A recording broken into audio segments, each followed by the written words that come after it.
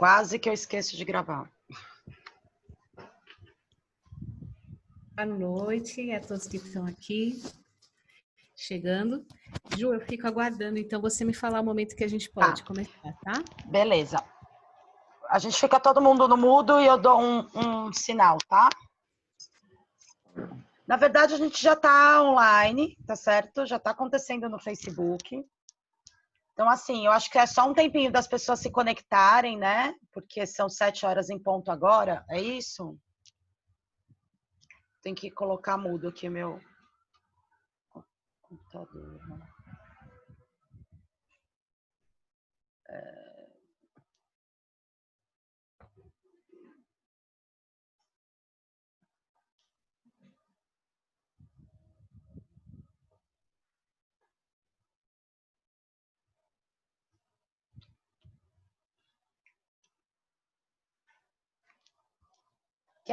Tá aí.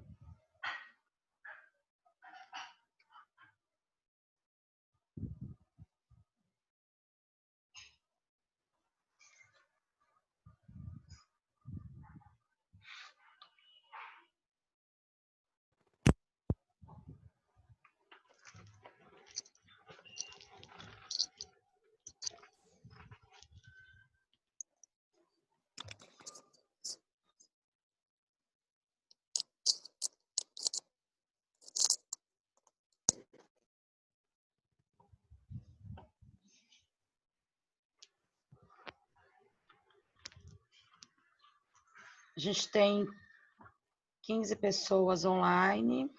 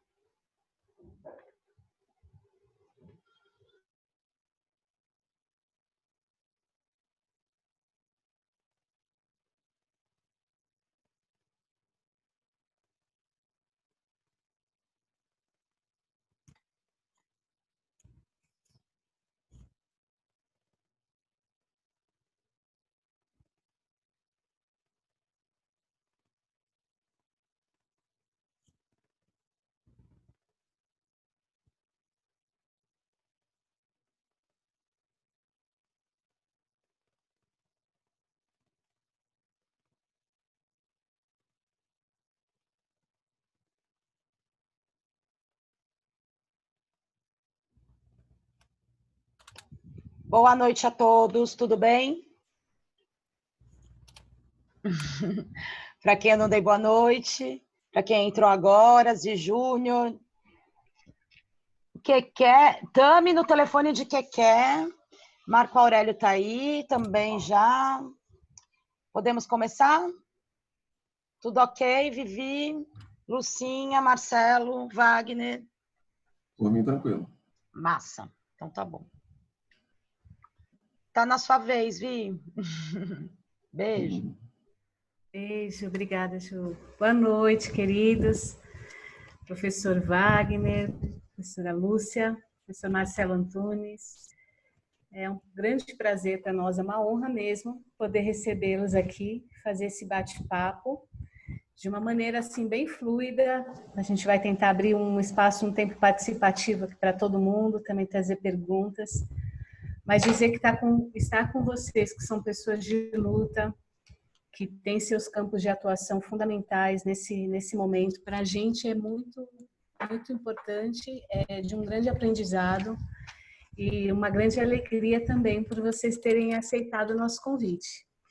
Eu estou pensando em conduzir da seguinte maneira, fazer 2 perguntas para vocês, amplas, bem genéricas, e dar todo o espaço, assim, por volta de 7 minutos para cada bloco de perguntas, para cada participante, para a gente ter um tempinho também para conversar com quem está aqui, né, com os nossos convidados. Pode ser? Tranquilo. Tranquilo? Então tá. A gente trouxe aqui um tema bem genérico e urgente, que é a democracia, né, para esse momento. E nós sabemos o quanto a democracia não é algo estático, o tempo inteiro ela se mostra não só um campo de luta ininterrupto, um horizonte para o qual a gente caminha, né? E qualquer cochilo, nós estamos vendo aí que ele pode ser bastante ameaçador. Os campos de luta, talvez de 10 anos atrás, claro que tem alguns que vêm desde o Brasil Império, né? Mas digamos que as questões emergentes e emergenciais, muitas vezes os movimentos trazem, a própria luta vem trazendo. E eu queria pedir a vocês, né, que comentem de uma forma assim mais geral quais são as questões de luta democrática emergenciais que nós estamos vivendo nesse momento, como o movimento do qual vocês fazem parte também se integram, vem pautando essas lutas agora como prioritárias. E, assim, saber um pouco a opinião de vocês sobre o contexto dessas pautas democráticas urgentes, tá? A gente pode começar pela professora Lúcia? Pode. Tá ótimo. Boa noite. E primeiro agradecer o convite, né, do Instituto, enfim, de estar aqui. Esses momentos são urgentes, né? A democracia, para a gente, tem sido muito cara, né? É um preço. Eu falo de um lugar que eu não falo de mim, né? Eu não falo de mim, Lúcia, cidadã. Eu falo de um coletivo, de um conjunto. Eu falo de um lugar de uma história que não começou aqui e nem nesse país, né? Então, eu falo em nome de diversos homens e mulheres, pretos e pardos, negros, indígenas também, que temos lutado, tem sido muito caro essa luta pela democracia. Então, a gente costuma dizer que nossos passos vieram de longe e trazendo também uma pauta extremamente atual de um movimento a nível de Brasil também, que não começa agora com a pandemia, mas ele se acirra bastante, que é a questão de que sem racismo não há democracia, né? Então, o racismo que ele é estruturante, que ele estrutura de forma extremamente perversa as relações sociais que a gente tem na sociedade brasileira, especificamente desse lugar que a gente fala, sendo extremamente também solidário e também agregador às lutas do mundo pela luta contra o racismo, enfim, e contra o fascismo, né? Também, como ela coloca também, se a gente cochilar, a gente dança novamente, né? Então, a luta contra o racismo, ele não começa agora, com a pandemia se acirra, com a pandemia traz à tona, emerge todo um processo de desigualdade social que tem na sociedade brasileira com relação à população negra, né, e algumas populações que estão vivenciando na pele o impacto dessa pandemia nesse momento e provavelmente esse impacto ele vai se perpetuar por um bom tempo, enfim. Então, a gente reafirma que o racismo que é estruturante, que está permeado nas nossas relações sociais, a gente não pode pensar em democracia, em consolidar uma democracia, sem que não há intervenção e não há cessar com relação ao racismo, né? Então, isso também não é uma fala minha, é uma fala de um conjunto, né? E de um conjunto de experiências, né? De luta, que começa desde do saqueamento do continente africano até chegarmos aqui nesse momento, né? E dizer que a pandemia, que ela não nem com a pandemia, a violência, o racismo, o genocídio, que ele está bastante presente, inclusive nos discursos institucionais, é que ela não tem quarentena, né? Então, subir no morro para assassinar crianças, para assassinar pessoas civis, então não há quarentena para essa violência que ela tem sido constante na vida de pessoas pobres, faveladas, de periferia, pretas e pardas, né? Também não há quarentena também para quando o Estado brasileiro, para quando o atual governo, ele autoriza o remanejamento, entre aspas, no caso, a expulsão de quilombolas, né, de comunidades quilombolas de Alcântara. Então, o que a pandemia traz para a gente é se acirrar, desnudar, né, algo que tem sido historicamente colocado, né? Então, a violência contra a população negra em diversos momentos da história do Brasil, ele não veio agora com a pandemia, né? Então, o racismo, ele tem vindo também, quando a gente olha de que quem é que tá indo para as ruas, quem é que não pode ficar em casa, quem é que não pode se isolar, né? Quem é que está morrendo, que cor que as pessoas estão morrendo mais com a pandemia do Covid-19, que cor tem, né? Que cor tem, que classe social tem, né? Que nome tem, que tem nome e sobrenome, que famílias que tem deixado, né? E que não consegue ter uma resposta do estatal, né? Não consegue ter uma resposta do governo. Então, o que a gente traz, conectando democracia e racismo, é isso, né? Um Brasil, né? Um país que tem a sua maioria, 55%, né? Mais que 5% da população negra, então não tem como pensar em democracia quando parte dessa população está ainda vivenciando na pele, literalmente na cor da pele, né? Toda a violência do Estado brasileiro, historicamente colocando, né? O encarceramento, né? As políticas públicas que não conseguem dar conta também de romper com essa desigualdade social. Então, não há como pensar em democracia. Se torna urgente porque a gente está numa pandemia, né? Porque as pessoas que têm sido também assassinadas estão com um genocídio extremamente acirrado, né? Há um processo histórico também de genocídio da população preta e parda, da população indígena, enfim. Então, foi o que a pandemia traz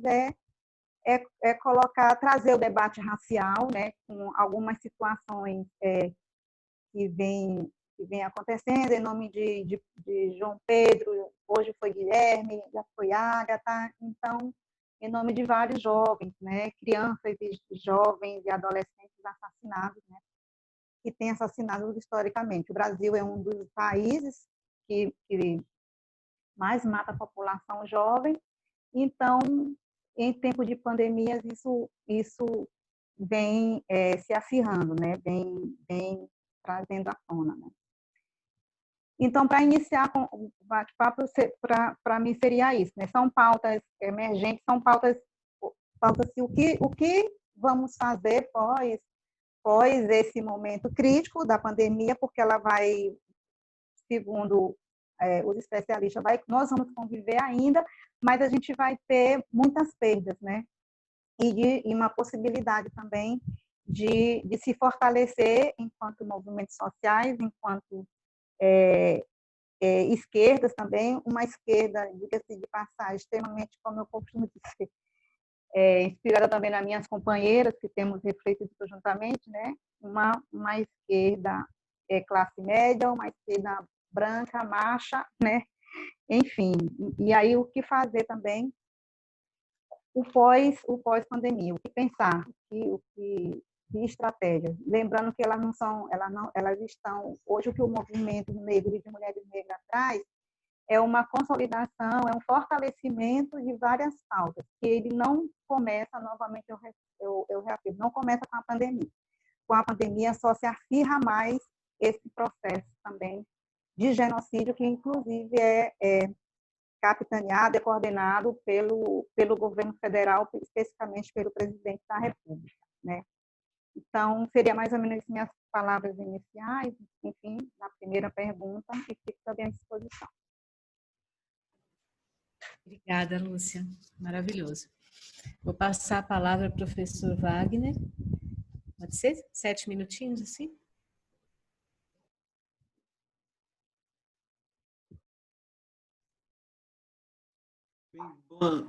Boa noite a todos, boa noite a Vivi, boa noite a Lucinha, ao Marcelo, a quem está participando da live.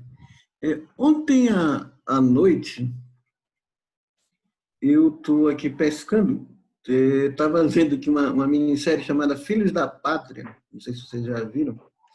No primeiro episódio, eles abrem exatamente com uma frase de Nelson Rodrigues, dizendo assim: subdesenvolvimento não se improvisa. O subdesenvolvimento não se improvisa. Falando de Brasil, obviamente, né? É obra de séculos. Depois eu vi assim, é uma coisa mais com comédia, mas depois me toquei assim, rapaz, isso aqui realmente é um bom ponto de partida para a gente pensar. Porque o Brasil vai ser analisado. Eu sou historiador, então normalmente eu olho para o momento atual, às vezes tanto viajando para frente quanto para trás no tempo, né?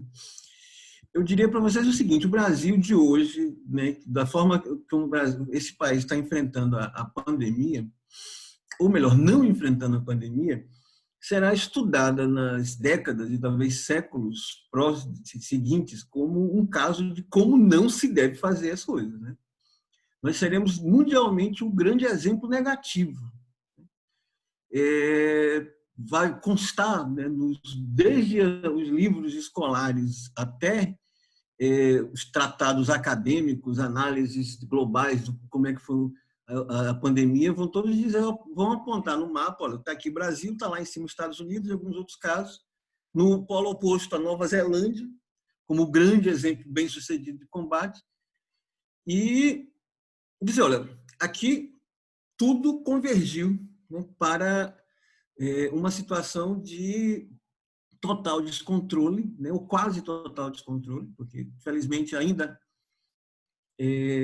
existem setores minimamente lúcidos nesse país e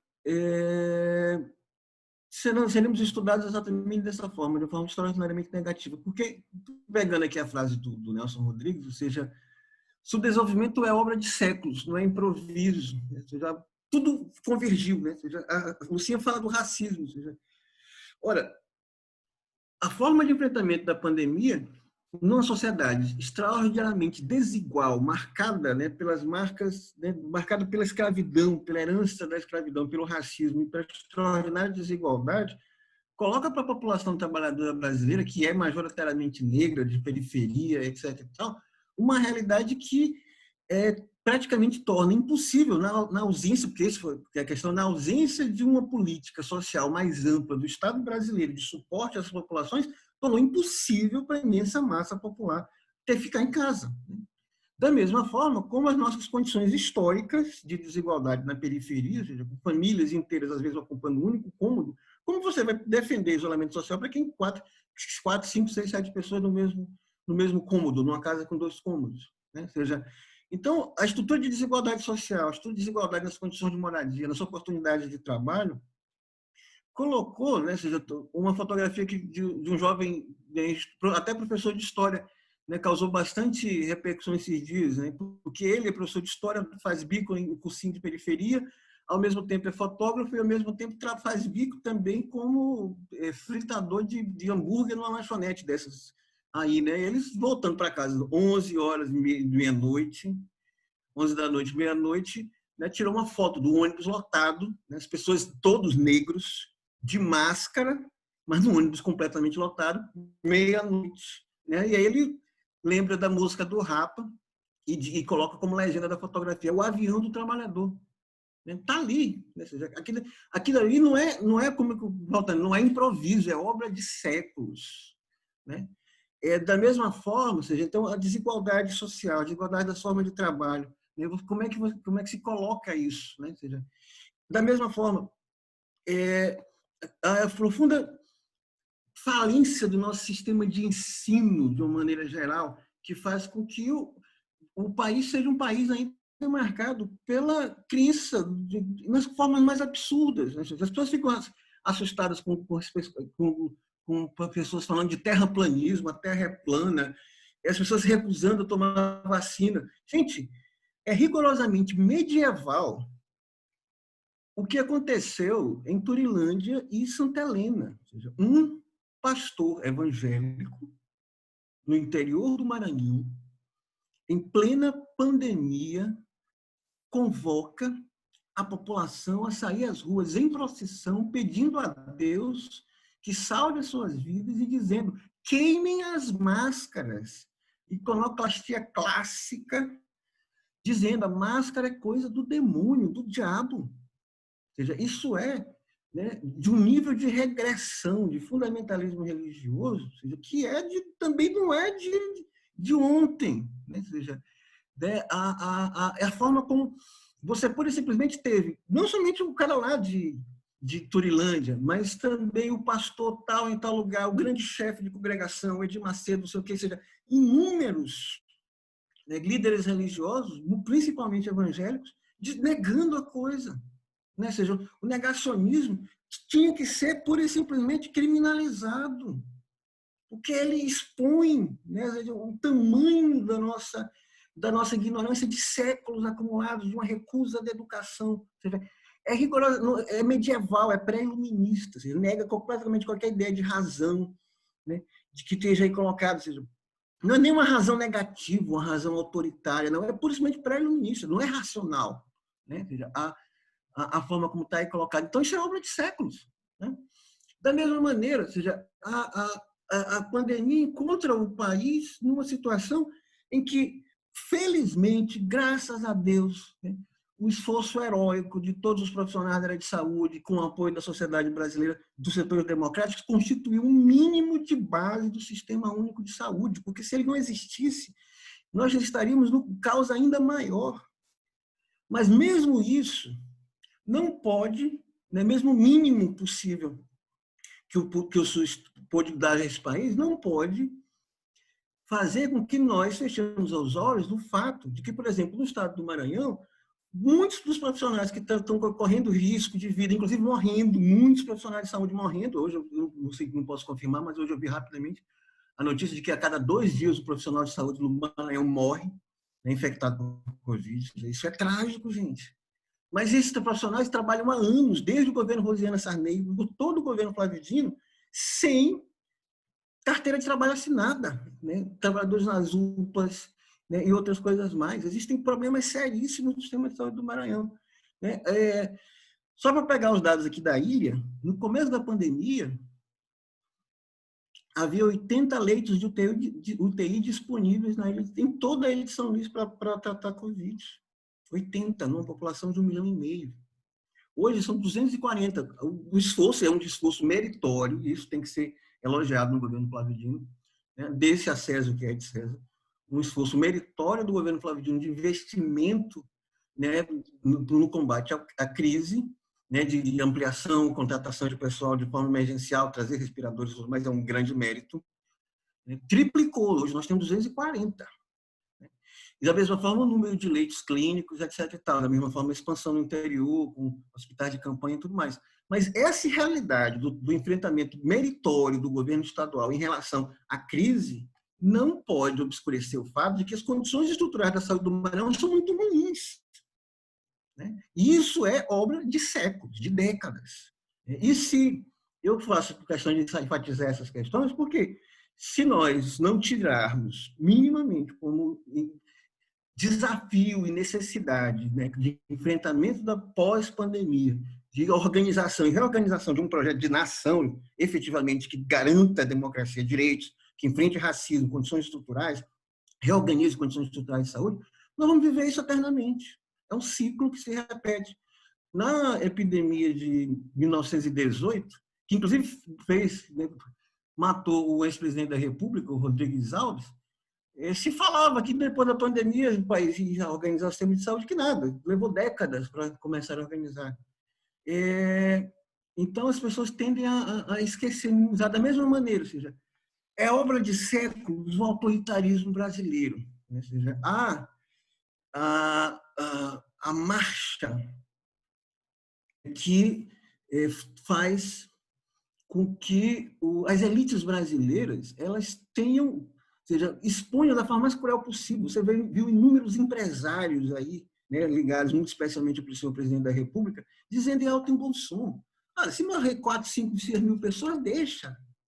Né? Ou seja, não tem rigorosamente relação nenhuma, né, e preocupação nenhuma com o país, com a vida das pessoas. O negócio aqui é o meu dinheiro, a grana que entrar no final do mês. A reunião ministerial que todos tiveram a oportunidade de ver, um descalabro de palavrões e tudo mais, é clássico, é daquela forma mesmo que as elites do país tratam. O bolsonarismo, ele pura e simplesmente ele coloca de uma forma mais aguda e explícita possível o nível de descompromisso, né, de toda uma ampla gama de setores da sociedade brasileira que são profundamente autoritários, profundamente racistas, descompromissados com a população, com a vida das pessoas e tudo mais. O autoritarismo, portanto, sim, temos uma imensa ameaça fascista hoje e ela precisa ser enfrentada. Eu acho que esse debate de hoje faz parte desse conjunto de iniciativas que nós todos estamos tentando fazer nesses tempos de pandemia para fazer esse enfrentamento. E a nossa primeira tarefa é sobreviver. A segunda tarefa é exatamente em meio a essa imensa explicitação desses descalabros históricos do Brasil, do racismo, da desigualdade profunda, desse autoritarismo profundo, das mazelas da nossa infraestrutura de saúde, enfim, disso que está aí aflorando mesmo da sua forma mais brutal e explícita.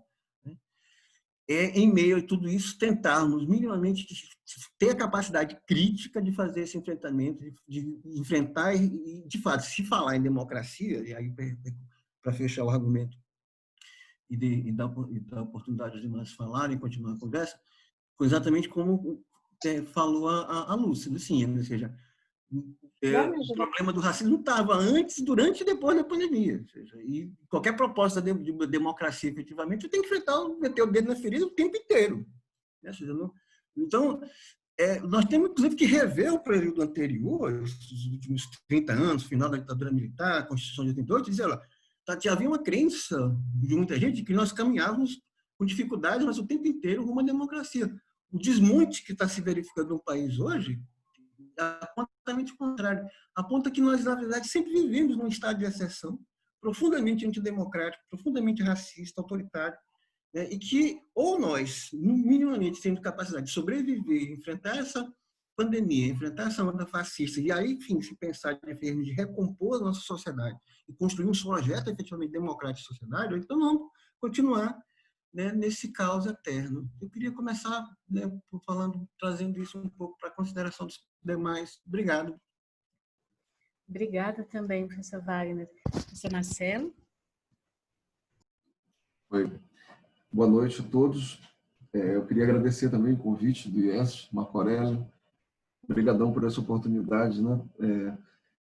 Tá falando numa hora dessa, é um momento crucial da história, né, cara? A gente está falando de um lugar único, esse lugar, né? As palavras e as nossas interpretações das coisas, nosso trabalho, no meu caso, a minha militância é sala de aula, né? Educação, e estamos falando de um lugar único. E eu queria começar comentando exatamente o que Lucinha e Wagner colocaram, né?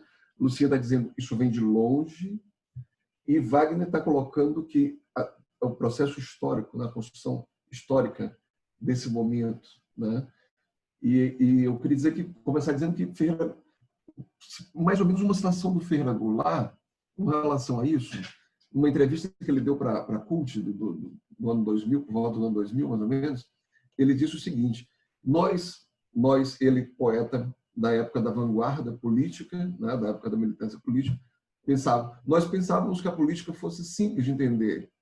Quando ele disse isso, ele pensou do ponto de vista da ótica marxista, né? Aquele engajamento artístico, literário daquele momento era um engajamento eminentemente marxista, dialético.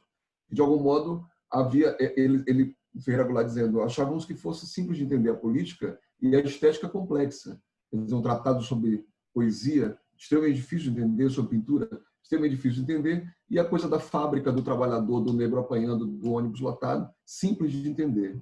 Ora, isso aí é 40 anos. Essa entrevista ocorreu mais ou menos 30, 40 anos depois de quando Ferreira Goulart pensava assim.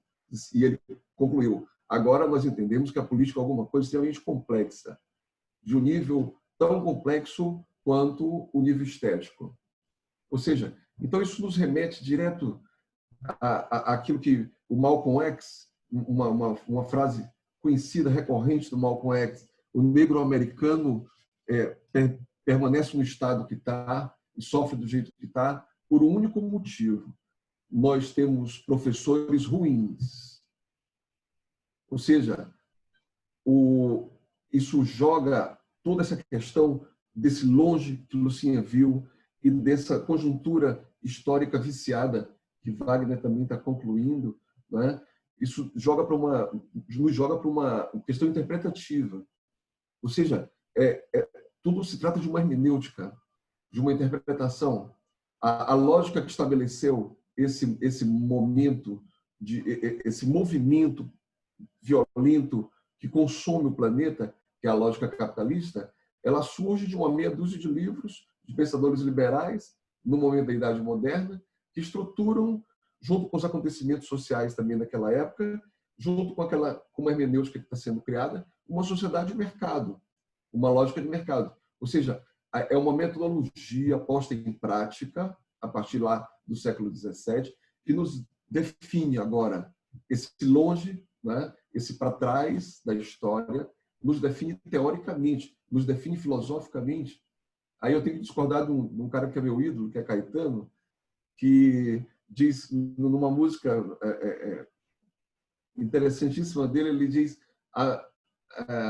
o prefeito da Bahia, o governador da Bahia, diz para ele, o governador, né, que a capa do disco aparece, a capa do disco é ele beijando a boca do governador da Bahia. E ele diz: eu disse basta de filosofia. A mim me bastava que o prefeito desse um jeito na cidade da Bahia. Ora, Caetano, meu ídolo, é exatamente aí um dos nossos terríveis equívocos, né? É exatamente aí que nós perdemos o nexo com a educação, o nexo com a compreensão, o nexo hermenêutico, interpretativo, que nos faz pensar sobre como se estruturou isso.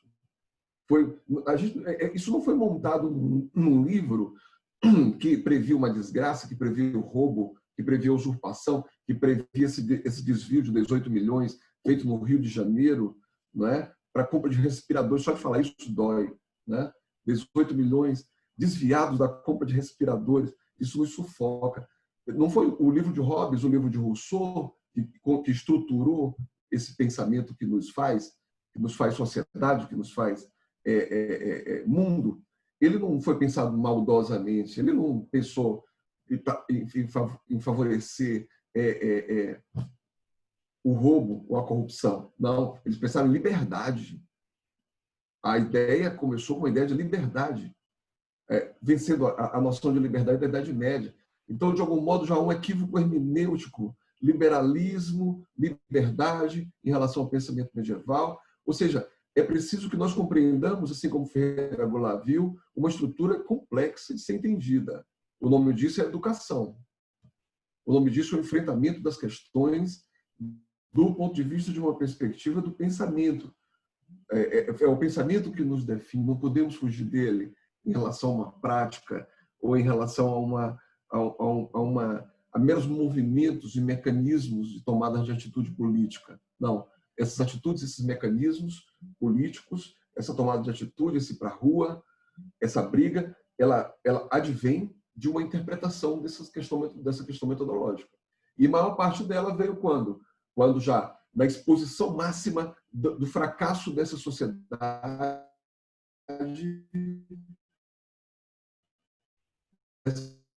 fracasso dessa sociedade moderna, científica, com uma ideia mentirosa de liberdade, lá no livro de Rousseau e lá no livro de Hobbes, que fundamenta nossos tribunais, que fundamenta a nossa justiça, que fundamenta a nossa compreensão, né? Política, econômica e jurídica.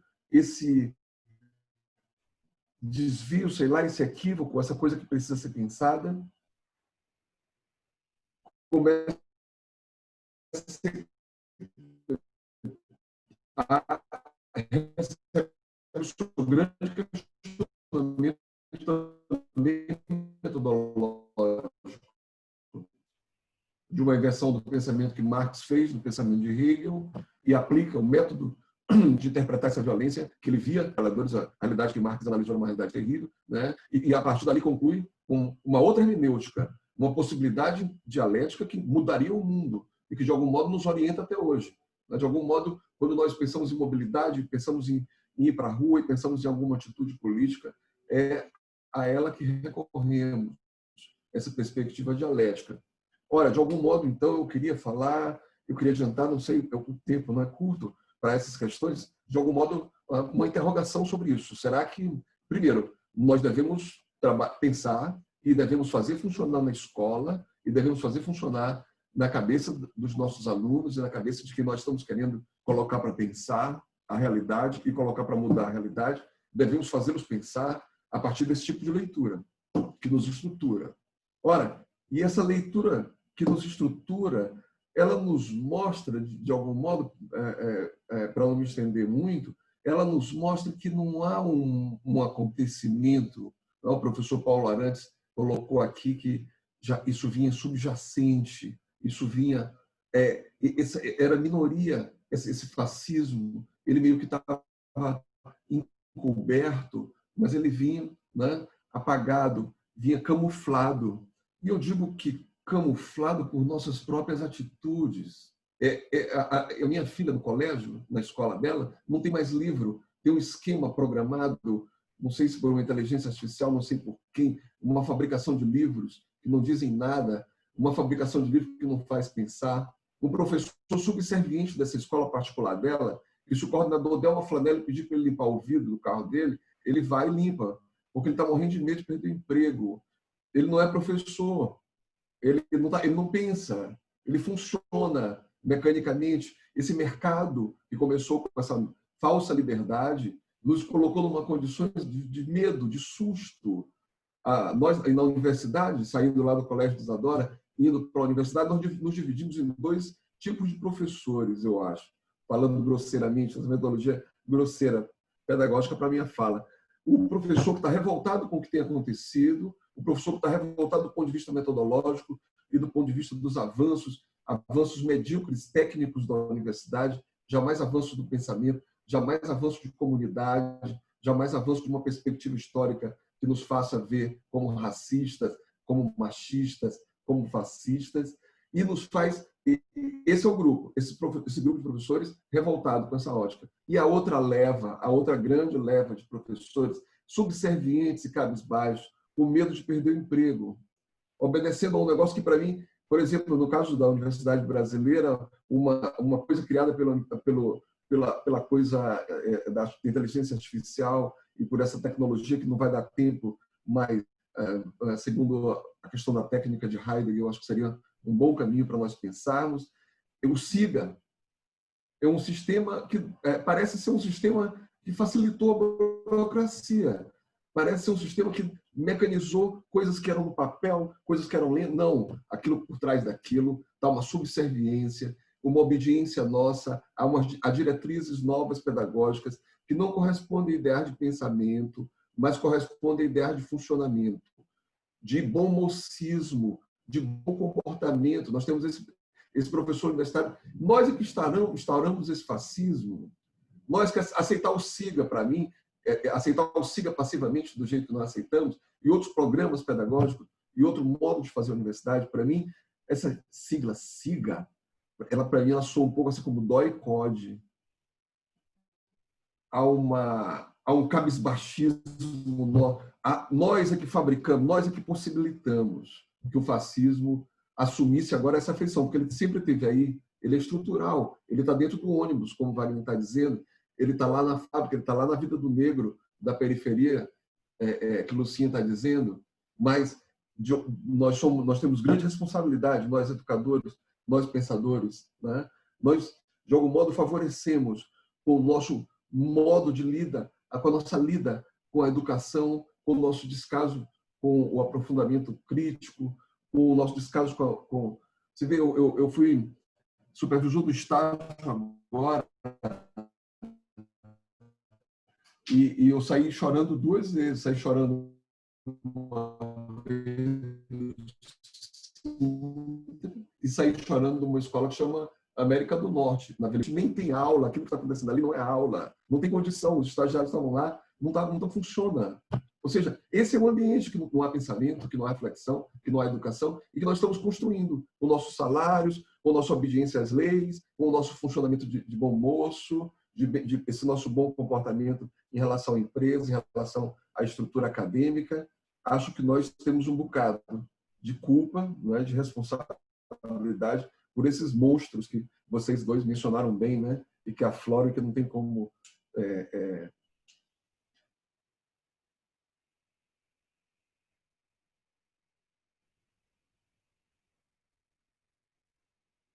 Acho que travou se mapear. Agora, a questão do como? Tinha travado um minutinho, mas voltou. Pronto, desculpa, professor. Pode ser a chuva, talvez. Aqui pode cair também um chuvão. Tá. Sim, sobre esses monstros, né? Desculpe cortar o raciocínio desse momento. Sim, eu estava perguntando há quanto tempo, na verdade, porque o que eu tinha pensado, né, era bem mais amplo. E aí você colocou 7 minutos agora, né? Mas pode concluir, professor, e aí a gente vai para a segunda pergunta. Então tá. Então, não, vamos para a segunda pergunta, então. A gente vai continuar, né? Vamos continuar, então. Tá bem, eu vou, então, começar nesse segundo bloco com você mesmo, professor Marcelo, para poder continuar a linha de raciocínio, né? Ouvir um pouco do que vocês trouxeram dessas pautas emergenciais, né, e de outras que já vêm de longa data. E aí a gente fica pensando nesse momento de pandemia com os riscos, pandemia e de pandemônio, né, político. Como é que a gente pode ter agora oportunidades de luta, assim, considerando muito o fato de que as pessoas estão com perdas enormes, estão perdendo seus entes, estão numa luta por sobrevivência muito grande, né? A gente, todos os riscos à saúde, à vida, à sobrevivência, dá uma luta cotidiana muito grande para os cidadãos. A própria criminalização das lutas é um contexto bem brutal de criminalização de lutas, especialmente dos negros, como a Lúcia falou, acho muito importante. Desigualdades raciais na educação, muitos jovens também, quero ver se vão conseguir voltar, porque foram para o mercado informal, enfim. E aí a gente fica pensando que tem um cenário desintegrador, mas também tem um bloco de contágio, digamos, de articulações muito intenso em nível internacional e mesmo em redes. A era da informação toda, são novas formas de articulação, de afetos, de conexões nacionais e internacionais. Então, se a gente tem um cenário desintegrador de um lado, a gente também tem oportunidades integradoras, né? E eu queria ouvir um pouquinho, assim, pedir para vocês falarem um pouco sobre, então, como é que a gente faz essa luta em tempos de pandemia? Quais são as oportunidades dadas aí? E, enfim, vou passar a palavra nessa direção. Obrigada, professor. Agradeço. Professor, na verdade, uma das coisas mais importantes que o professor faz é sugerir livros, sugerir leitura. E eu tenho dois textos, acho, fundamentais, né?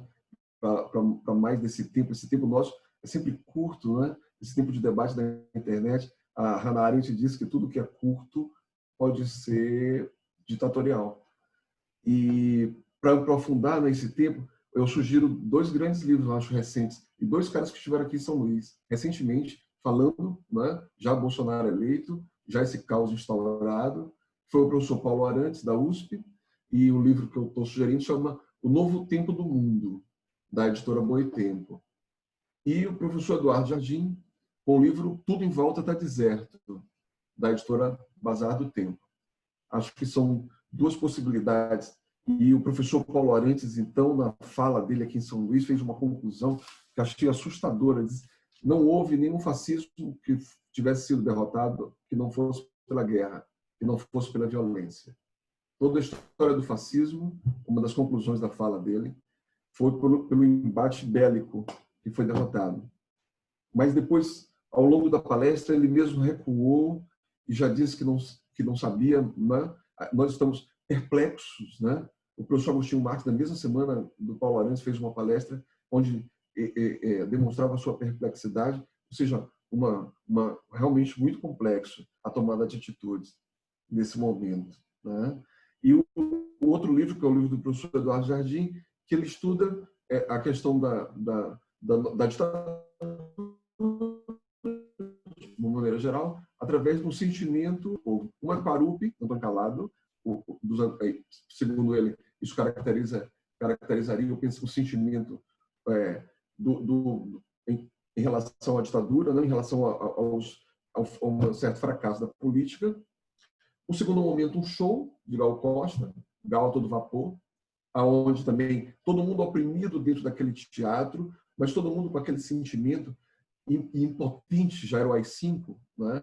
Já estava todo mundo calado, já ninguém podia ir mais para a rua. É um detalhe interessante em pensar, né? Essa coisa da proibição de ir para a rua pelas ditaduras. E agora estamos proibidos, agora ao inverso, um paradoxo, estamos proibidos de ir para a rua não pela ditadura, mas por uma outra coisa, um fator externo, biológico. E, ao contrário, os ditadores nos mandam ir para a rua. Um paradoxo, né? E, segundo Eduardo, lá também um momento de sufocação, mas um momento de catarse, seria esse show de Gal Costa. E um terceiro momento que o Eduardo fala da Ana Cristina César, quer dizer, já começo dos anos 80, já também todos, de alguma maneira, estão falando já de uma devastação, de uma impossibilidade de luta, de um fracasso que eu queria retomar aqui, um fracasso que, de algum modo, é o fracasso mais evidenciado pelo Maio 68. Os acontecimentos do Maio 68, que foram esses acontecimentos de luta, de barricada, de pedra na polícia, né? E que culminaram no mundo inteiro. Imediatamente a televisão começou a funcionar naquela época, imediatamente aquilo se expandiu da França e de Praga para o mundo inteiro, né? Na PUC do Rio, na PUC de São Paulo, etc., na Mackenzie e tal, na Faculdade de Filosofia. O mundo inteiro se manifestou e viu que, empunhando pedras e agredindo o governo,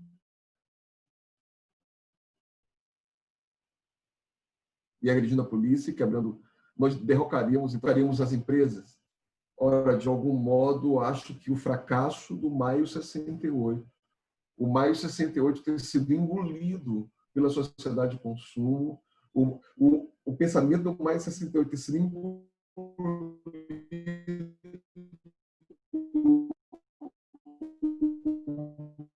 o monstro engoliu o que nós estamos vivendo, essa impossibilidade de ação que nós estamos vivendo decorre desse fracasso desses movimentos acontecido em maio de 68. Aqui e ali estamos retomando, né? A capa do livro do professor Paulo Arantes, né? É de 2013, né? Dá para ver aqui as manifestações, os incêndios nas ruas de São Paulo, o quebra-quebra, né? De 2013, ligado à coisa da Olimpíada, ligado à coisa da Copa e de uma coisa isolada da passagem, não um movimento consciente histórico, como acho que Wagner e Luciano estão sugerindo, né? Um movimento consciente do povo. De algum modo também não disse muita coisa. E essa rua agora também que nós queremos ir, de máscaras, né? Inclusive vamos de máscara, agora não precisa mais mascarar como em 2013, agora vamos mascarados biologicamente, né? Por recomendações da química e da biologia. São momentos de perplexidade, né? Acho que, não sei, para tentar dar uma resposta impossível de ser dada, né? O planeta inteiro está tentando elaborar essa resposta. De algum modo, eu acho que nós já estamos um pouco dentro dela. Acho que nós estamos dentro da maior greve geral da história, tanto que eles estão deixando furioso os fascistas e querem a todo custo nos ver morrendo e trabalhando, né? E, de algum modo, nós estamos usando aqui agora a maior rádio pirata da história. De algum modo, esse é um instrumento poderosíssimo de educação, um instrumento poderosíssimo de rever, um instrumento poderosíssimo de a gente, através desse negócio aqui, dessa rádio pirata aqui, nós estamos funcionando, da gente ir lá para o Sintra, não deixar aquilo acontecer sozinho.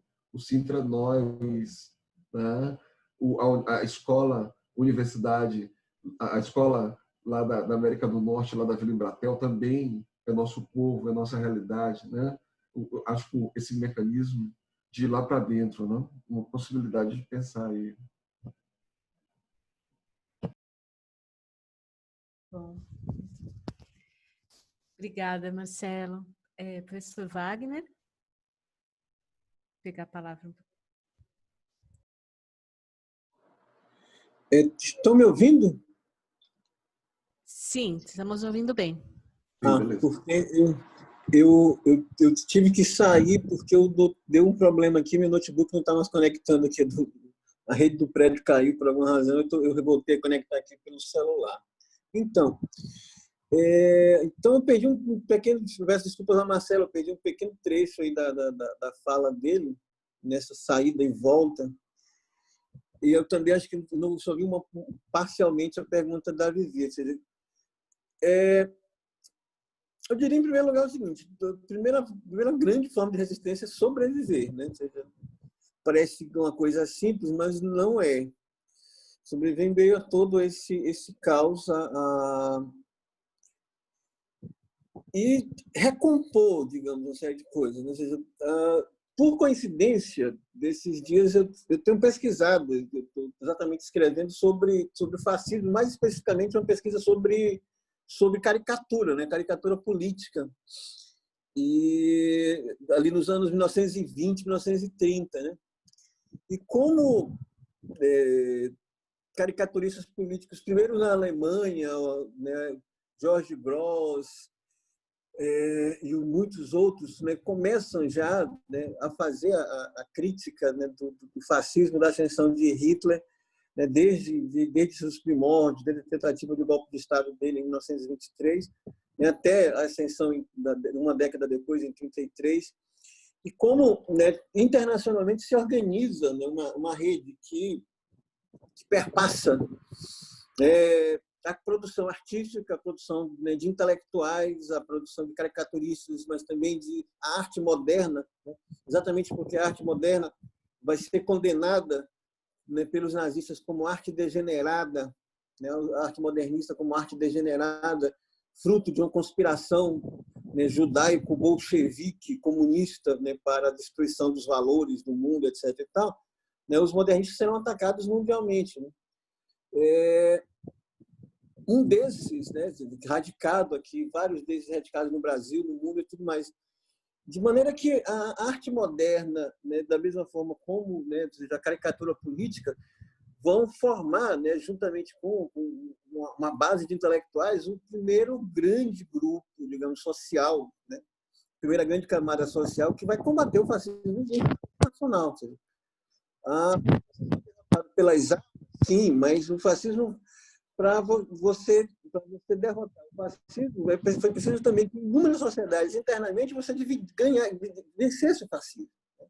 Foi preciso, por exemplo, para que convencer a opinião pública norte-americana, por exemplo, a entrar na guerra. Não foi uma coisa pura e simplesmente simples, porque havia, né, forças profundamente racistas, como ainda existem nos Estados Unidos, né, marcadas pela ideia da supremacia branca, que apoiavam Hitler, né, e que defendiam a neutralidade diante da guerra. Os Estados Unidos não é...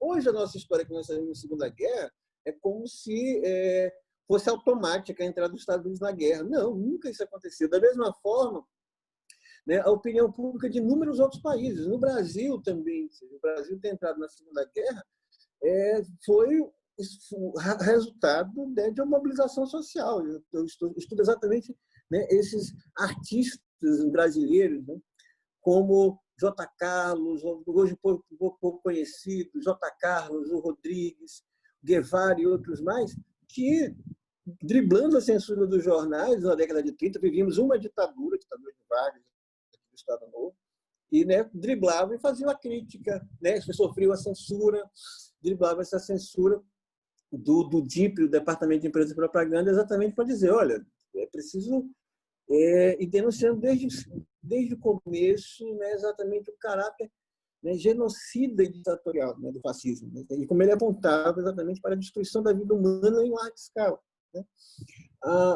Aquela imagem que depois vai ser usada, né, no Tribunal de Nuremberg para criar o crime, né, de contra a humanidade, a própria ideia hostis generi humani, né, contra o gênero humano. O crime de genocídio aparece e é anunciado exatamente a partir dos tribunais de Nuremberg, da legislação internacional e tudo mais. O que existe hoje, enquanto política do Estado brasileiro, do federal, do governo federal, é hostis generi humano, né? Contrário, inimigo do gênero humano, é genocídio, né? Isso, né, será cobrado em algum momento. né, pela história, né, como eu disse logo no início da conversa, nós seremos estudados pelas décadas e séculos seguintes como um grande exemplo de política genocida, né, de necropolítica, para falar em termos, né, da expressão do meme. Ora, a perspectiva, portanto, né, que se abre, que é exatamente preciso dizer, é que a derrota do fascismo se dá pelas armas, sim, mas a derrota dos fascismos se dá, em primeiro lugar, porque o fascismo é derrotado diuturnamente no debate no interior da sociedade. Não podemos mais... E aí isso é uma questão da sociedade brasileira, mas pode ser extrapolado, como restringir ao Brasil. Não podemos mais trabalhar com a política, com a posição de colocar as coisas debaixo do tapete. Toda vez que me perguntam sobre um cara chamado Jair Bolsonaro, eu lembro duas coisas. Uma, este senhor foi deputado federal durante 28 anos. Nesse período, ele falou e atentou contra a democracia, o Estado Democrático de Direito, dezenas de vezes, né? E, né, houve dezenas de oportunidades para que fosse aberto um processo pelo Conselho de Ética da Câmara por defender princípios contra a democracia, e em que esse senhor deveria ter perdido os direitos políticos, ter perdido o mandato, ter perdido seus direitos políticos. Se você for bem aqui na Argentina, do nosso lado, e alguém defender uma posição fascista e a ditadura militar na Argentina, vai preso. Um comandante militar na Academia Militar Chilena permitiu que, numa formatura de escola, da escola militar no Chile, alguém fizesse referência e elogios ao regime de Pinochet. No dia seguinte, o comandante da escola militar foi demitido, exonerado do cargo. Se você vai para a Alemanha e fala, né, em nazismo, você é preso e multado na rua, se você fizer uma saudação, né, nazista. O Brasil permitiu e continuou permitindo durante décadas que fosse defendida a ditadura militar, fosse defendida a tortura e tudo mais. Por quê? Uma política de conciliação das elites e que permitiu e preservou essas atrocidades. Quando a gente vê, por exemplo, a declaração dessas séries de generais aí defendendo Bolsonaro, eles todos, a turma de Bolsonaro é uma turma que se formou na Academia das Agulhas Negras em 71. Aliás, do general Heleno, desculpe. 71 era o auge da ditadura militar, de chumbo, de médios. E aí esse povo permaneceu, né? Ou seja, esses generais permaneceram na ativa durante todo esse tempo e continuam pensando como se estivessem na Guerra Fria, né? E defendendo aqueles valores ditatoriais, etc. e tal, de assassino, de massa e tudo mais. Ora, se a democracia brasileira, essa incipiente, frágil, rigorosamente, minimamente política, não tem capacidade de se defender, ela vai continuamente permitir a geração e a gestação do ovo da serpente do fascismo. Bolsonaro passou 28 anos. Esse é o primeiro ponto. O segundo ponto, e aí por isso eu disse, o enfrentamento tem que se dar na sociedade, né, e como posições da sociedade. Segundo ponto, um ano antes da eleição de 18, né, em agosto ou setembro de 2017, a convite do grupo de pesquisa do grupo de pesquisa lá do mestrado em políticas, do programa de políticas públicas da UFMA, eles me apresentaram algumas questões debatendo a questão da violência no Brasil. Exatamente por conta da pesquisa que então fazia, né, relacionada à Sociedade Maranhense de Direitos Humanos e toda a militância, né, relacionada à questão dos direitos. E aí eu fui responder algumas dessas perguntas, né? E um desses elementos eu disse, olha, as pesquisas são muito claras, né? Ou seja, a incapacidade da sociedade brasileira de frágil processo de democratização no Brasil, de enfrentar a questão da violência e de normalizar a violência na nossa sociedade, a violência contra negros, a violência contra indígenas, a violência contra quilombolas, e os mais de 60 mil mortos pela violência urbana, de normalizar e considerar isso banal, faz com que uma parcela expressiva da nossa sociedade dê apoio a soluções autoritárias. As pesquisas estavam dizendo isso, né?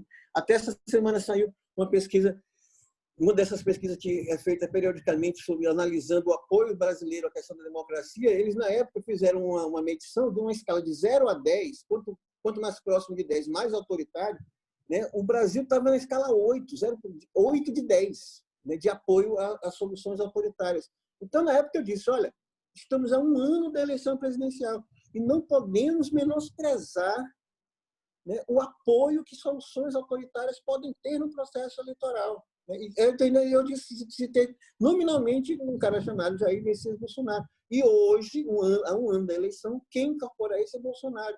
E aí, eu me lembro, por exemplo, que quando você ia conversar com as pessoas no processo eleitoral de 2018, o que as pessoas mais diziam era: que é isso? Bolsonaro é carta fora do baralho. Bolsonaro, quando chegar no segundo turno, vai derreter. Bolsonaro, no segundo turno, qualquer um ganha. Quem for, a disputa, na verdade, é quem vai com Bolsonaro. Quem for, ganha, é o próprio presidente da República. Eu disse, gente, vocês estão menosprezando a profundidade e a radicalidade do apoio social ao autoritarismo nesse país. Ou seja, existem os bolsominions meio que parecem até folclóricos, lunáticos, essa moça que foi presa agora por atacar o Supremo, etc. E tal, você pode nomear, etc. E tal. Mas aquela moça, e os 300 lá, e esse coisa, o velho da Havan e tudo mais, eles, aqui eu volto a um texto do Adorno, quando ele vai falar da psicologia do fascismo, e diz o seguinte, olha, o que o Hitler foi na Alemanha, ele representava o alemão médio. O alemão médio era racista, odiava os judeus e ouvia aquelas loucuras, né, de Hitler e batendo a cabeça e concordando. Né? Vocês acham mesmo que aquele bando de palavrão, de porra, vai tomar no cu, filho da puta de ministro, vagabundo do STF, etc. e tal, as pessoas estão incomodadas com aquilo ali e deixaram de apoiar Bolsonaro por conta daquilo? Que nossa porra, se vocês ficam incomodados com isso, vocês não estão entendendo porra nenhuma de Brasil, velho. O eleitor o Bolsonaro representa um homem médio, comum, machista, filho da puta mesmo, brasileiro, que apoia as armas e que aceita e normaliza, por exemplo, situações das nossas tragédias cotidianas. Hoje mais um rapaz foi morto por uma briga de trânsito banal aqui. Ganhou repercussão na cidade, não a briga. Aí veja uma coisa da loucura do Maranhão.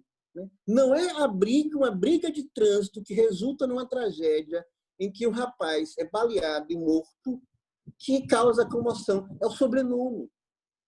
Tal o nosso nível de coisa. Se não tivesse o sobrenome, seria mais um caso. Não teria nenhuma repercussão na mídia. Mas, infelizmente, o rapaz tem um sobrenome conhecido na cidade. Isso gera repercussão.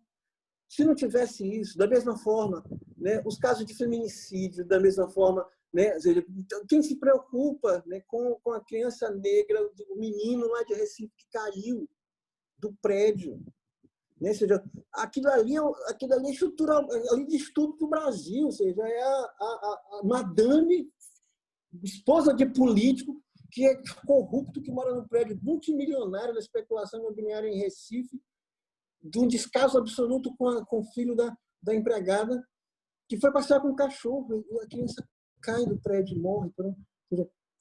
Quem se preocupa com isso? Quem se preocupa com as crianças mortas nos tiroteios, nas balas perdidas, no Rio de Janeiro, os adolescentes mortos na periferia?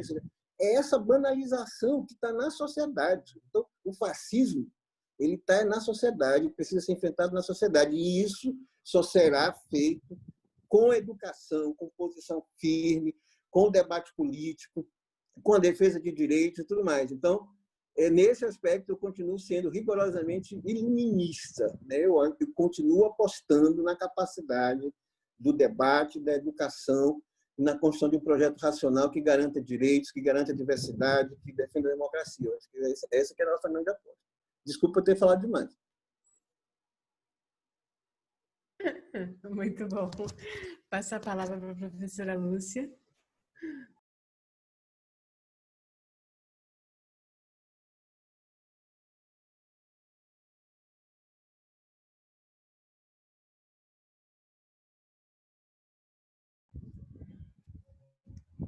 Oi, estão ouvindo agora? Isso.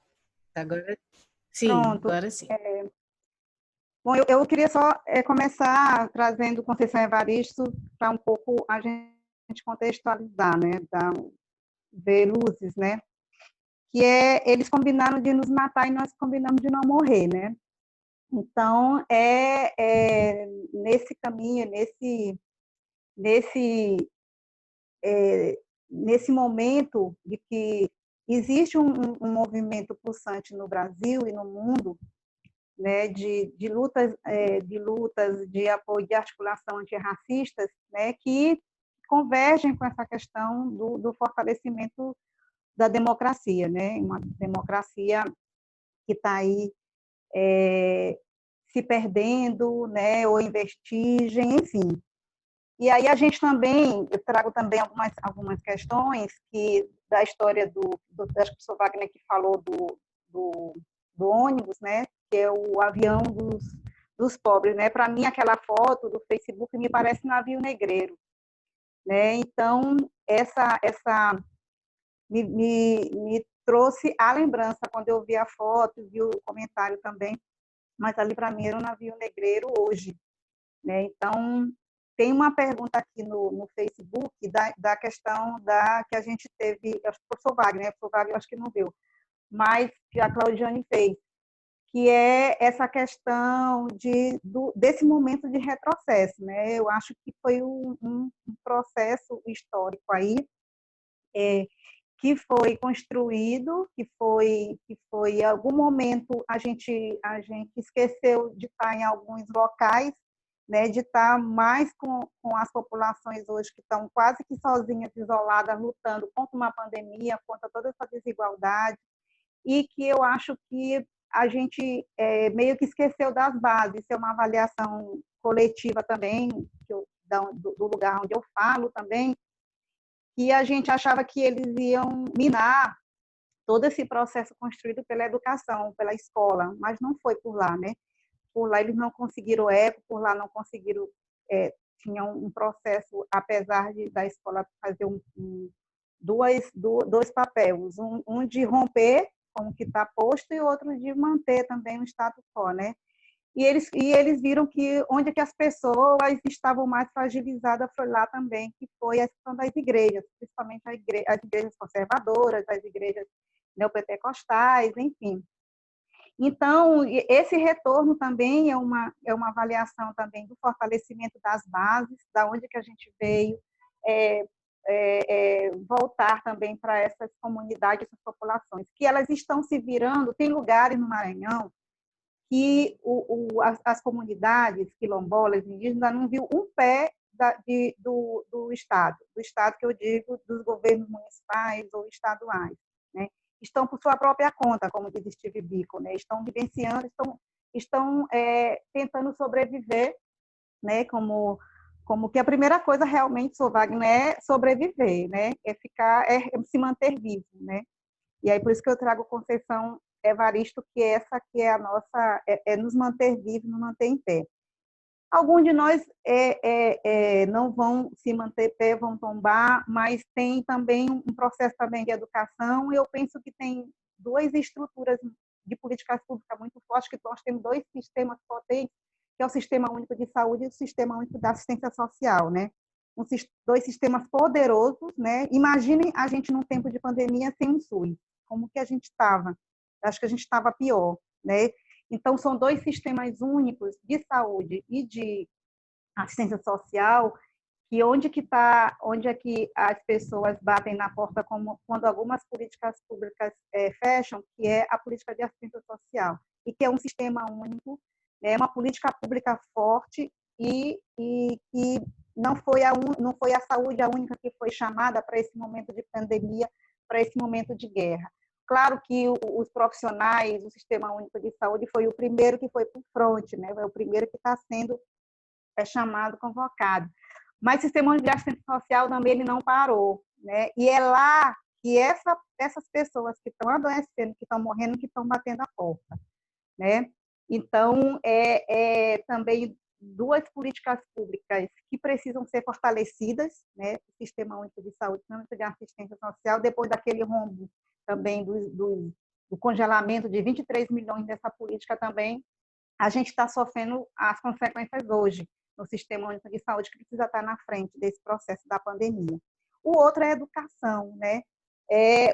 Como que vocês, professores e professoras, ou como nossos filhos, sobrinhos e netos, vão retornar também? Como é que eles estão? Como é que vão voltar para a escola também, né? E outros não voltarão para a escola, né? Tem muitos meninos e meninas que já sucumbiram a acompanhar esse processo, né? Dessa questão do estudo remoto, ele não vem para todo mundo. A aula remota não é para todo mundo. Então, como acolher? Professores e professoras também depois vão ter chamado para acolher essa meninada toda. E vocês também, né, que são professores e professoras, também vão acolher, vão receber as pessoas em uma sala de aula, né? Então, são três políticas básicas, saúde, educação, assistência, que elas precisam também ser fortalecidas, né?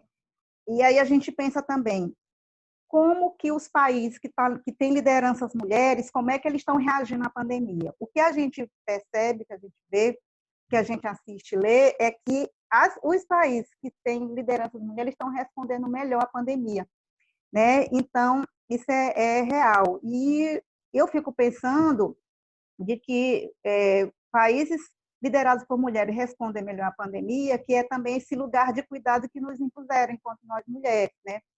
E aí, onde é que a gente está também? A gente está na assistência social, a maioria de nós, a gente está na educação, a maioria de nós, especificamente na educação infantil, e a gente está, a maioria de nós, na saúde também, né?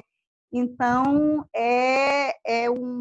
o que vamos fazer depois, essas três políticas elas precisam estar muito fortalecidas por nós da sociedade civil, né? Apesar dos rombos que está acontecendo, né? Uma força enorme para poder ter investimento na assistência e na saúde, né? E a educação também vai precisar de muita força, de muita valorização também para poder dar conta da saúde mental de meninos e meninas que voltarão para a escola, né? E que, enfim,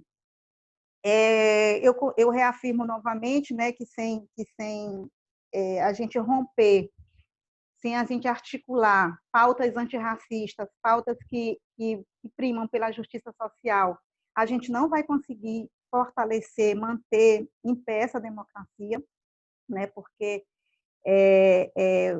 foi a pandemia, digamos que foi a gota d'água, né? Mas ela não começou agora, né?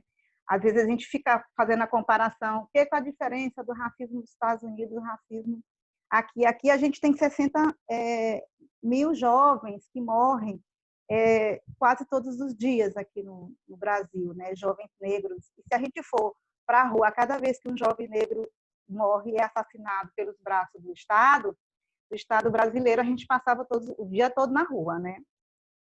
Então, a questão também é como esse racismo se estruturou aqui na sociedade brasileira, né? Como que ele vem sendo reafirmado por todos os setores da sociedade que a gente vive, né? E pensar quem é que aperta o gatilho. A gente pensa que quem aperta o gatilho é o policial, mas o policial ele não aperta o gatilho. Quem aperta o gatilho é a sociedade, né? Porque quando o jovem negro é assassinado com um tiro, seja do traficante, seja da polícia policial, ele também já vai vindo de um processo de negação histórico, de falta de oportunidade, de uma família cuidadosa também, uma família também fortalecida que cuide dele, um espaço de escola, de cultura, de arte, de esporte, né? Então, o final, quem aperta o gatilho é a polícia, né? Mas quem aperta o gatilho, na realidade, é a sociedade racista que chegou até lá, né? Com relação a esse assassinato de jovem, a gente extermina, na realidade, a juventude, né? Principalmente a juventude preta e parda, favelada, enfim.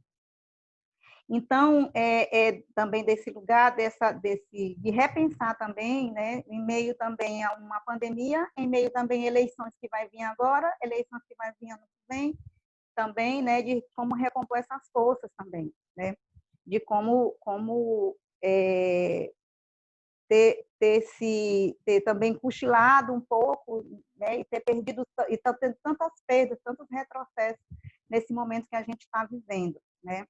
Então, a gente já teve experiência de políticas públicas afirmativas, políticas públicas que deram conta também da regularização das terras quilombolas, das terras indígenas, né, de cotas, e a ação afirmativa é uma delas, cotas raciais para jovens pretos e pobres entrarem na universidade, enfim. Então, a gente já teve experiências de políticas públicas que interferiram também nessa desigualdade social, né, tão enraizada na sociedade que a gente vive. E a gente hoje está vivenciando a perda desse processo. Então, a ditadura foi outro dia, né, não é algo muito longe da nossa história, e vira e torna, a gente ainda se depara com ela como a gente está vivenciando agora, né? Então, são coisas para a gente pensar. A gente tem experiências também também de fortalecimento de liderança também para ocupar esses espaços de poder e decisão, porque é lá que as coisas acontecem, também fortalecimento de lideranças, política de lideranças de mulheres, inclusive, principalmente também, apesar do que eu falei anteriormente, que a gente tem um governo mais misógino, machista, patriarcal, que a gente já teve em todos os tempos, e a gente tem também, né, um cenário aí também que faz com que a gente realmente fortaleça mais as lideranças que nos representam, as lideranças que têm a nossa cara, que possam estar nesses espaços, né, institucionais, espaços de poder e decisão. Então, a gente já teve também pessoas que tiveram desses espaços de poder e decisão e que também deram respostas a tentar minimizar ou equacionar também tanta desigualdade, né? Então, eu acho que seria isso, mais ou menos. Eu queria só trazer também, o professor Wagner falou que é o que traz também como que, por exemplo, né, a justiça, esse direito penal que a gente tem também, como é que ele é enraizado do racismo, né? O caso lá do Miguel, né, do que a patroa, a Branca, o sobrenome dela, né, ele é extremamente revelador, primeira-dama, né, que foi colocada como homicídio culposo, né, sem intenção de matar. E aí a gente se pergunta se fosse ao contrário, se fosse ela que tivesse descido para levar o cachorro para passear e a empregada, né, uma mulher negra favelada, ficasse dentro de casa com o filho dela e essa criança caísse do 9º andar, né? Como que seria tratado, né, pelo direito penal brasileiro, que no caso ela seria, né, como homicídio, seria como homicídio doloso, né, com intenção de matar, porque a criança estava sob os cuidados dela, né, como trabalhadora doméstica, em plena pandemia, né? Lembrando que a trabalhadora doméstica, eu não sei de nenhum dos decretos governamentais que foram baixados com relação à pandemia como um serviço considerado serviço não essencial. Então, isso também é muito revelador, né, da sociedade escravocrata que a gente tem, né, de que o que leva uma mulher, né, colocar uma criança de 9 anos dentro de um elevador e ela não, né, pensar que alguma catástrofe iria acontecer, o mínimo, né, de pensar isso. Então, todo isso se chama comportamento racista mesmo, né? Então, ela jamais faria isso com o filho dela, mas fez com a filha da empregada doméstica. Então, a gente precisa pensar que essa questão o que a gente discute com relação a isso, né? Como que também o direito penal também lida com isso, que é também transversalizado, que é também revertido de todo esse racismo, que é um racismo estrutural, né? Então, se é estrutural, a gente não vai mudar muita coisa se ele também não for enfrentado de frente, né? Se ele não for também denunciado, né, como gerador de toda essa desumanização, né? Que a gente vivencia a cada dia, e que eu repito, com a pandemia ele só fez se acirrar, né? Mas esse genocídio, esse extermínio ele é histórico, né? Ele é desde a África, desde que a África foi saqueada, e ele tá presente, né? Até hoje na nossa vida, nas nossas instituições, nas nossas atitudes, né? E o racismo, costumo dizer que o racismo americano, lá não tem quem é preto, né? Não existe meio preto, moreno, claro, jambete, clarinho e tal. E a gente, o nosso racismo, ele é baseado na questão do que a gente chama do fenótipo, né? Dos nossos traços físicos. Então, muito tempo o movimento negro tem trazido essa bandeira, que é pela educação que a gente vai transformar, que a gente vai romper também com o racismo. Essa questão também da identidade étnica, a questão da estética também, o movimento negro traz como também bandeira também, porque daí que se estrutura o nosso racismo, né? Quem tem uma pele mais clara, os lábios finos e nariz fino, se dá o de dizer que é branco aqui na sociedade brasileira, né? E negar qualquer tipo de passado, de qualquer tipo de identidade e de cultura que associe ao povo africano, ao povo indígena, ao povo negro, enfim. Então, isso tudo também faz com que a gente tenha dificuldade de romper também com esse racismo. Então, nos Estados Unidos, preto é branco e acabou, ponto. Né? Então, e lá por isso que eles são minoria, nós somos a maioria aqui, nós somos mais de 55% da população preta e parda, autodeclarada, fora aqueles que não são declarados, que se diz que ser moreno claro, moreno escuro, enfim. Né? E são as 500 terminologias que o IBGE já trouxe para a gente, que o povo brasileiro se autodeclarava antes, né? Quando a gente não definiu aqueles que você se autodeclara com relação à raça-cor. Então, e quando a gente vê quem está na rua nos Estados Unidos, a gente não vê só a população negra, a gente não vê só negros, a gente vê hispânicos, a gente vê brancos, a gente vê vários outros tipos de pessoas, que é o que a gente chama de que o racismo ele não é um problema só nosso. Aliás, o racismo não é nosso problema. O racismo é problema da população branca, né? Não é nosso problema porque, enfim, a gente nasce preto, nasce preta, nasce negro, então isso não é problema. Então, o problema do racismo é de quem pratica o racismo, na realidade, né? Então, essa questão de encampar a luta racial é uma luta muito difícil que vai mexer muito com as estruturas da sociedade, né? E assim ela é extremamente desafiadora. E sem a luta contra o racismo, sem uma luta antirracista, sem uma articulação antirracista, a gente não vai segurar essa democracia. Ela vai sucumbir.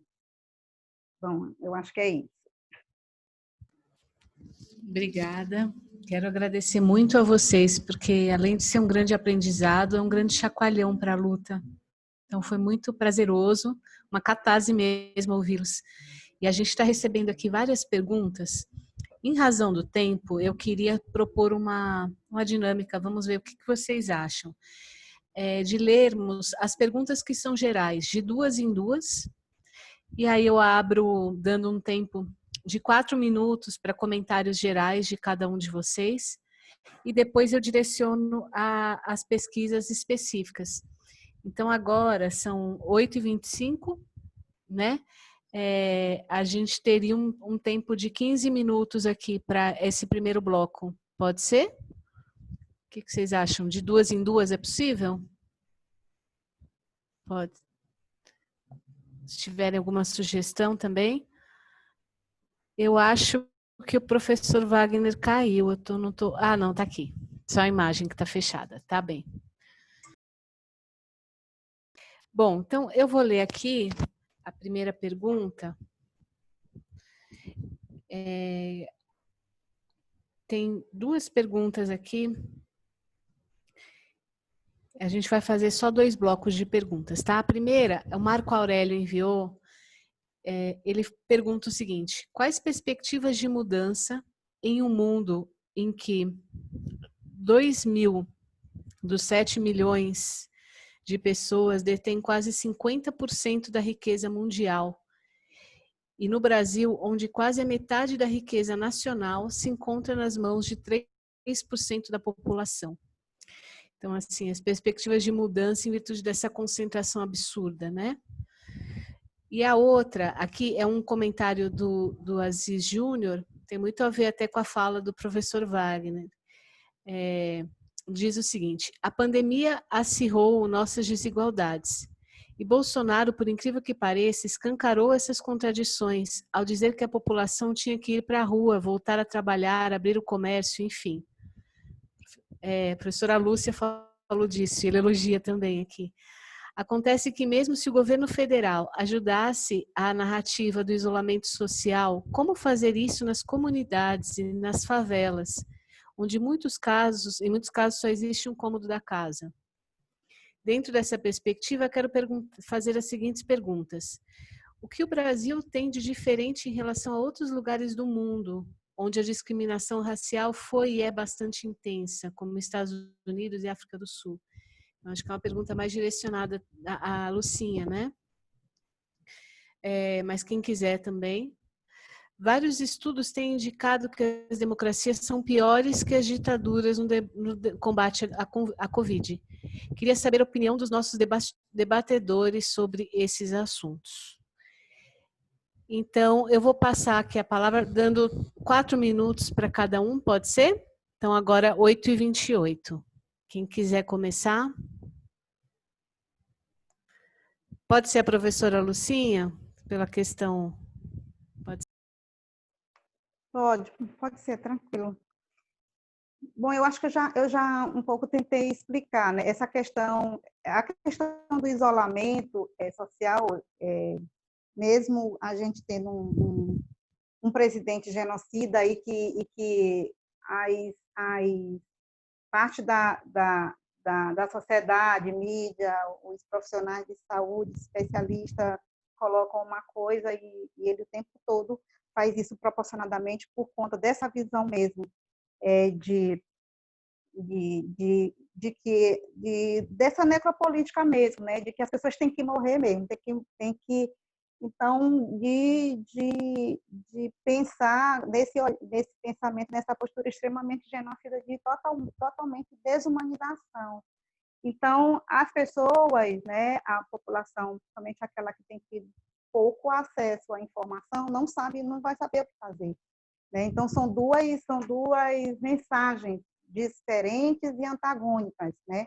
Então, o presidente da República diz que é para a gente ir para a rua sem máscara, se aglomerar, e a gente escuta, e a gente vivencia nas comunidades as pessoas morrendo todos os dias, enfim.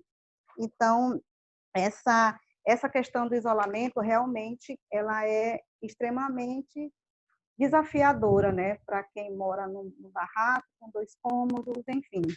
Então, e de alguma forma, mesmo tendo essas visões diferenciadas e antagônicas, né, as pessoas estão se auto-organizando nas comunidades, né? As pessoas estão, por sua própria conta, estão buscando de alguma forma, e também as próprias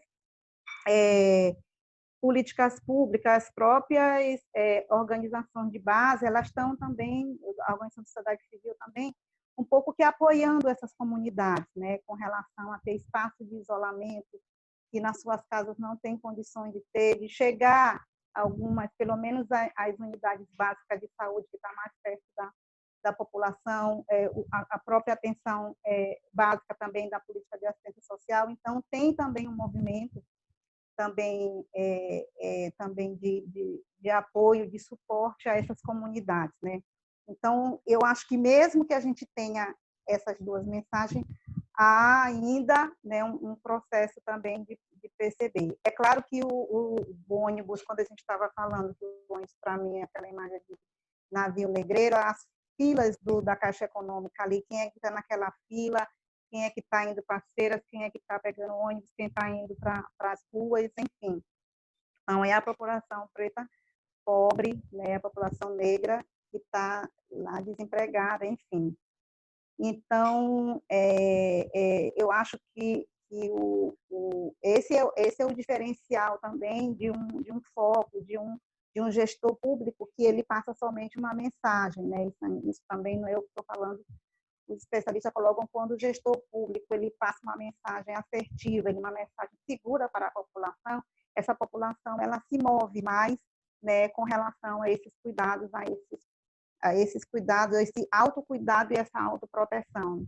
Então, foi também o professor Wagner citou lá o que aconteceu em Santa Helena, aquilo ali, queimar a máscara, né, no meio motivado pelas igrejas. O que significa as igrejas hoje nesse contexto? As igrejas neopentecostais, principalmente, né, é totalmente, né, que fora de qualquer possibilidade racional da gente pensar por que as pessoas fazem isso. Enfim, com relação ao racismo, né, ele é um racismo que no Brasil, ele já falei um pouco disso, ele se construiu baseado em um forte poder também colonial, que começou daí, né, de saquear o continente africano, trazer para cá. O racismo foi tão duro com a população negra que nem o capitalismo serviu, nem para o capitalismo serviu, né? É só a gente reler a história sobre o outro olhar, não o olhar de quem escreveu os livros antes, né, da Lei 10.139, que a gente ainda luta para ela se implementar. Então, de recontar essa história também, né? De recontar essa história sob o olhar dos oprimidos, sob o olhar da população negra, sob o olhar da população indígena, né? Então, trazendo esse olhar de que, em determinado momento da história do Brasil, trouxeram europeus, né, para poder ser força de trabalho nesse país. Então, nem o próprio processo de instabilização do capitalismo, a população negra ela não serviu.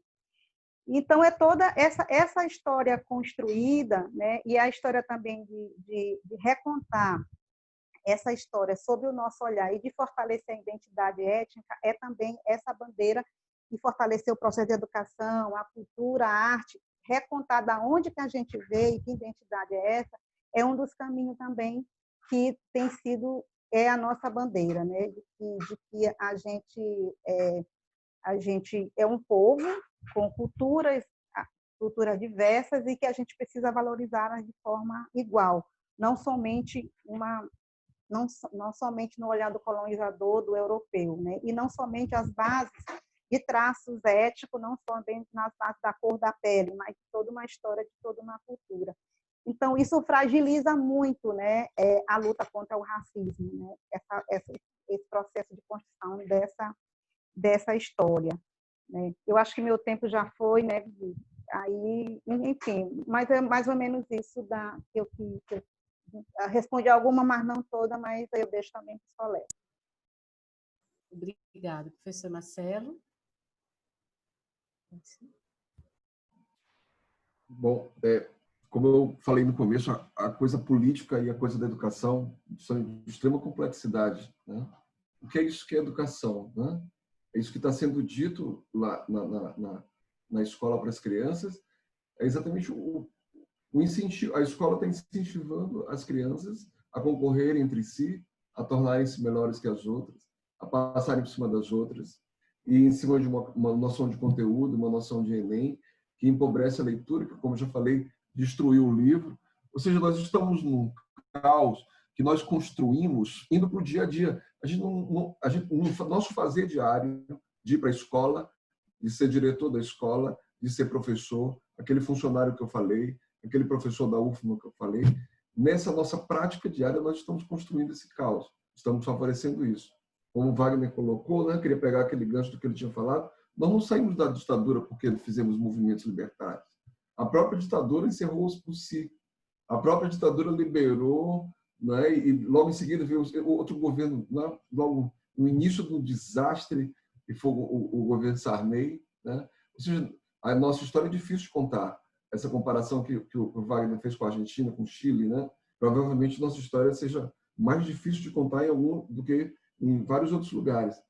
Mas mesmo essa história que é contada na Europa, e mesmo essa história que lá onde está mais perto da lei, o menino ele está mais perto do livro que fundou a lei, na escola europeia, na escola norte-americana, por isso ele compreende mais os direitos e ele sabe mais quem ele é no mundo, porque ele está mais colado nessa leitura que estruturou, que engendrou o mundo, do ponto de vista jurídico, do ponto de vista político, do ponto de vista econômico. Que distribuir as fortunas agora e distribuir a concentração de renda seria quase que um milagre, seria quase uma mágica, né? O que todos nós esperamos, né? O que todos nós gostaríamos dessa distribuição que, de algum modo, já tem acontecido, né? De algum modo, o Zizek, por exemplo, um filósofo menor, mas os comentários dele são interessantes dentro não sei se interessantes, mas eles chamam a atenção para uma coisa interessante, que é, de algum modo, um favorecimento de uma mentalidade mais solidária, não? O mendigo do Rio de Janeiro, dizendo que nunca recebeu tanta esmola, nunca recebeu tanto carinho das pessoas, né? De algum modo, alguma coisa mudou no mundo a partir dessa pandemia, mas mudou no mundo não porque se tomou iniciativa ou porque se pensou, mas de algum modo se foi compelido, se foi coagido a essa circunstância. Acho que a exigência maior é da gente entender o que significa esse negócio de educação. Lá, quando se estuda a fórmula química e quando se estuda a fórmula física, lá nisso, como Wagner disse, permanece iluminista. Ou seja, lá nessa luz encandeadora, nessa luz fraca do iluminismo, nessa promessa que o iluminismo fez de realização através da produção e da tecnologia, é que está provavelmente a falha estrutural, é que está provavelmente o erro difícil de compreender, o erro difícil de ser combatido. Provavelmente o combate a esse erro ou a redefinição dessa estrutura não aconteça em movimentos populares como se pensou em 68, em manifestações de rua, né? Mas aconteça num lugar complexo de se falar, né? Os marxistas costumavam dizer: eu espero a sociedade justa e comunista, não para mim, que vou morrer antes, eu espero para os meus filhos. Eles queriam engendrar esse processo histórico através da lógica dialética. Acho que, para além da dialética, essa história que nós estamos querendo, essa estrutura não lucrativa, essa estrutura não objetivante das pessoas, essa estrutura não discriminatória das pessoas, ela vem num processo mais lento e mais complexo, desse negócio que nós falamos o tempo inteiro e não sabemos o que estamos dizendo, chamado educação.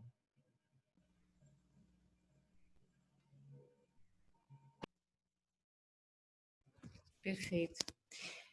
Professor Wagner, eu queria te perguntar uma coisa. Você tem quer tecer algum comentário a respeito dessas questões que foram? Porque a gente tem... Não, pode colocar as novas. Não tem Posso problema. colocar as novas e aí te oportunizar? Porque algumas coisas... Eu vou aqui direto para a pergunta da Dalva Lima, tá? Se a educação é o ponto de partida para o enfrentamento do fascismo, como referenciar o professor em formação para enfrentar o movimento de deseducação feito pelas igrejas neopentecostais e movimentos conservadores que ocupam ampla parcela das nossas universidades e escolas públicas? Essa está direcionada aqui para Wagner e para Marcelo, tá? Vou passar a palavra. Então, a gente está falando em 4 minutos cada um. Bem, assim, sendo bem rápido e tópico, porque infelizmente não permite muita coisa. Eu acho que a gente tem que ter uma posição muito clara de defesa do Estado democrático de direito contra atitudes que devem, sim, ser consideradas criminosas.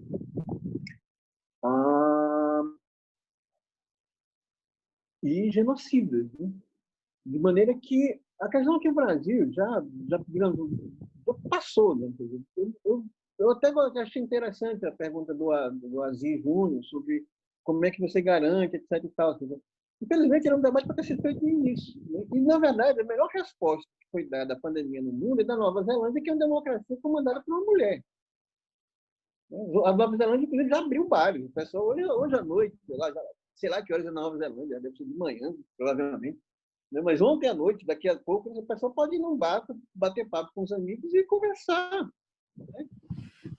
Então, ou seja, a democracia, sim, né, conseguiu dar uma grande resposta à coisa. Agora, numa sociedade muito específica, com suas características, uma sociedade democrática, com nível de desigualdade completamente outro que o Brasil, não dá para comparar, né, mas em que a população, né, primeiro, houve uma política social ampla de fechamento, de isolamento social, de garantias sociais e tudo mais. Acho que esse é um ponto básico. Né? Você olhar para ali, como eu disse, você tem dois extremos, Brasil numa ponta e do outro lado Nova Zelândia. A história vai ser contada acima, né? Eu tenho plena certeza disso. Esse é um ponto. Né? Então,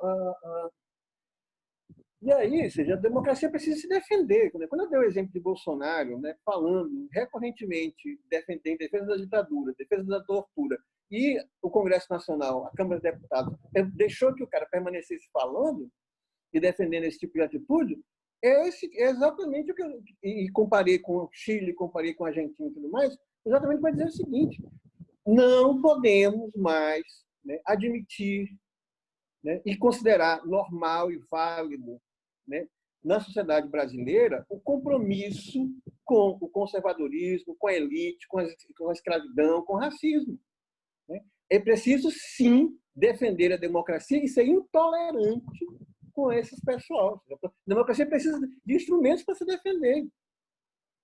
Né?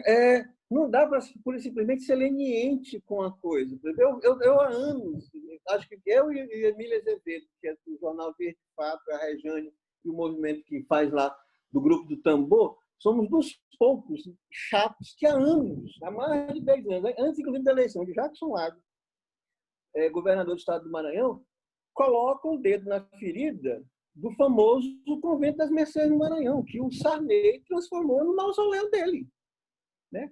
Ele mudou de nome, Museu da Memória Republicana, Museu do sei lá de quê, mas é Museu Zé Sarney, velho. Pega o maior prédio do patrimônio do Maranhão para transformar no mausoléu do Sarney. Ele queria, inclusive, ser enterrado lá, transformar em local de oração e peregrinação. Depois disso, teve que mudar de nome, foi para cima, foi para baixo. Tem uma fundação que é perpétua, dominada pela família. Vai governo, muda governo, permanece a mesma coisa. O governo Flávio Dino assumiu dizendo que ia mudar, não mudou nada, fez uma série de mudanças cosméticas. Porque parece birra de Wagner Cabral contra o Sarney? Não. É Wagner Cabral, da mesma forma como outros colegas, dizendo em alto e bom som: não podemos contemporizar com o chefe oligárquico que tem uma responsabilidade histórica pela miséria do Maranhão. E não podemos deixar que um lugar de culto à personalidade desse sujeito se mantenha. Ou seja, enfrentar o nosso passado histórico, né? É o dever, como que os historiadores chamam, é o direito à memória, à verdade e à justiça. Né? Isso precisa ser enfrentado. Não se enfrentou em relação à ditadura militar. Os crimes ficaram impunes e as pessoas continuaram defendendo. Não é possível, vocês, da mesma forma. É preciso ser intolerante com os racistas. Quando fizeram uma série de manifestações contra estátuas, né? Começando com o Colston, o Edward Colston lá em Bristol, no estado, no Coisa, depois uma série de outras, eu disse: olha, se o problema é estátua, nós temos bem aqui um cabeção do Sarney. Eu peguei uma foto que uma vez eu levei meus alunos lá, aí eu tirei uma foto com um chapéu aqui, rindo aqui do lado do cabeção. Gente, a estátua está aqui. Né? Moda por moda, né? Você não consegue, de fato, enfrentar, né, essas coisas. Aí fica jogando debaixo do tapete, e um belo dia o recalcado volta. Né? Aquilo que aparentemente foi superado, nós nunca tivemos democracia restabelecida no Brasil. Isso era uma ilusão.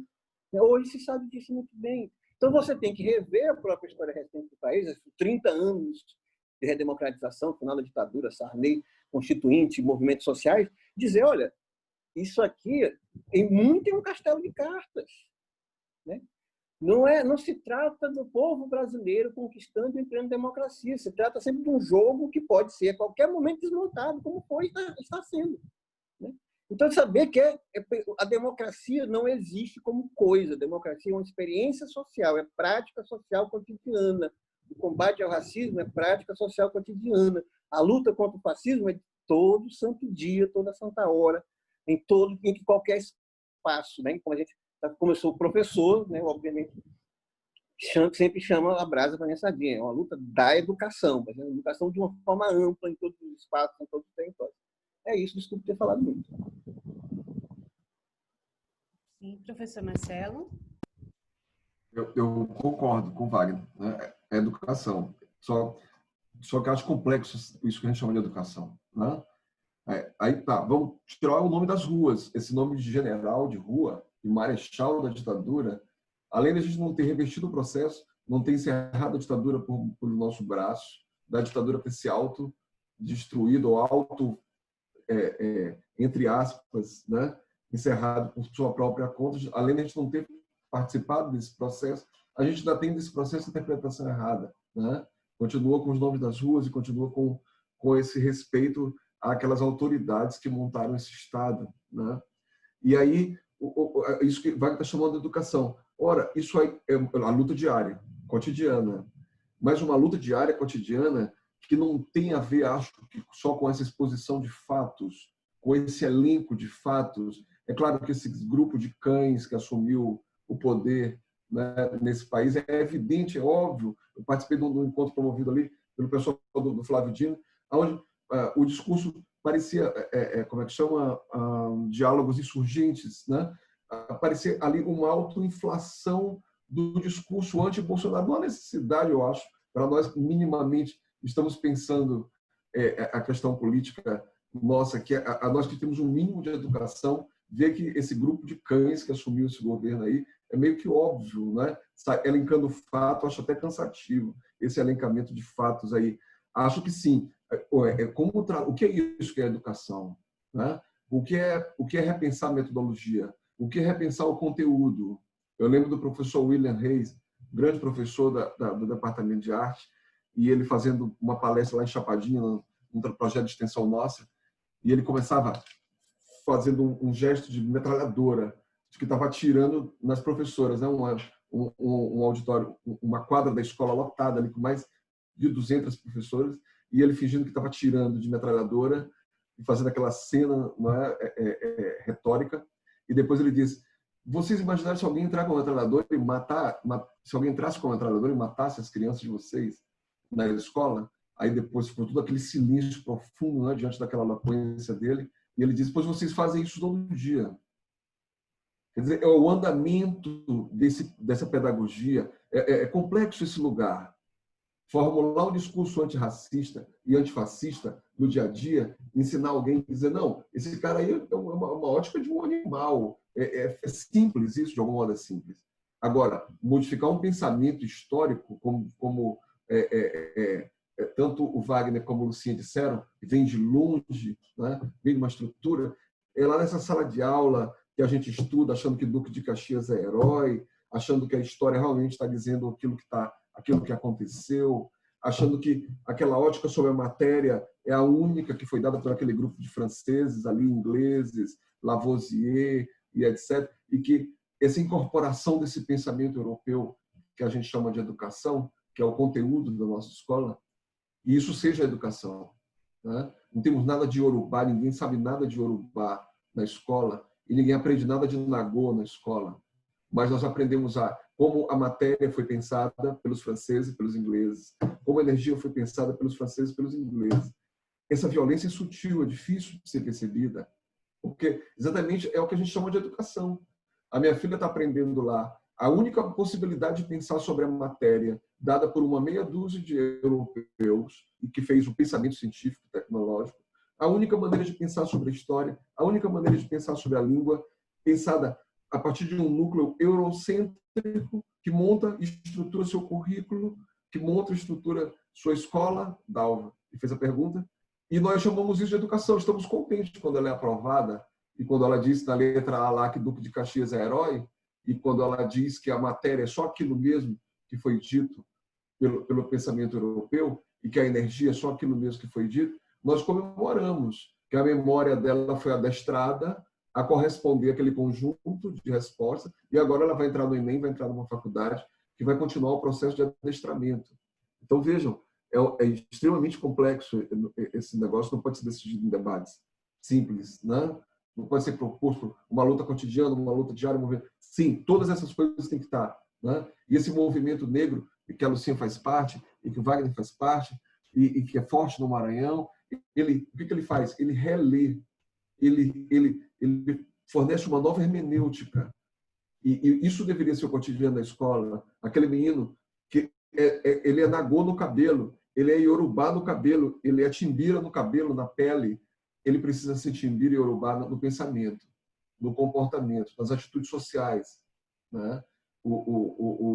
Aquele líder, né, o Krenak, né, tem uma história fantástica nesse país, um dos maiores historiadores desse país, um ré-historiador, uma ressignificação, uma hermenêutica, tem a ver com conteúdo, com currículo. Não é uma coisa simples de ser pensada e muito menos ainda de ser executada.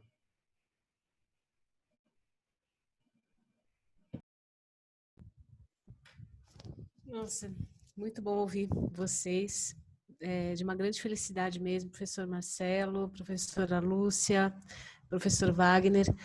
Eu acho assim, o IEST, a gente acredita cada vez mais que agora, a partir de tudo, os encontros e cada espaço de diálogo são muito, muito valorosos para essa reconexão com a democracia, né? A gente tinha visto aí uma democracia que, como a gente mesmo que falou no debate, ela não estava acabada.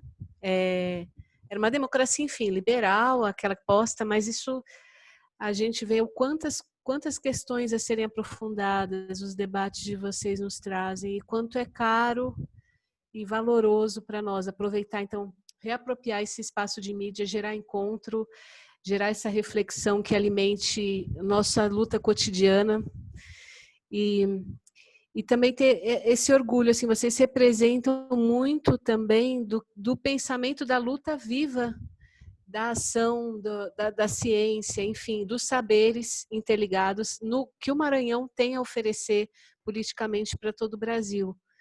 É muito rico o que acontece aqui em termos de luta de pensamento vivo nesse campo da política, das ciências sociais, enfim, da filosofia, e muito do que vocês trouxeram, assim, certamente é valoroso para essas lutas contemporâneas, para essas lutas de agora. Eu quero agradecer muito, falar que foi uma grande felicidade ouvir todos vocês.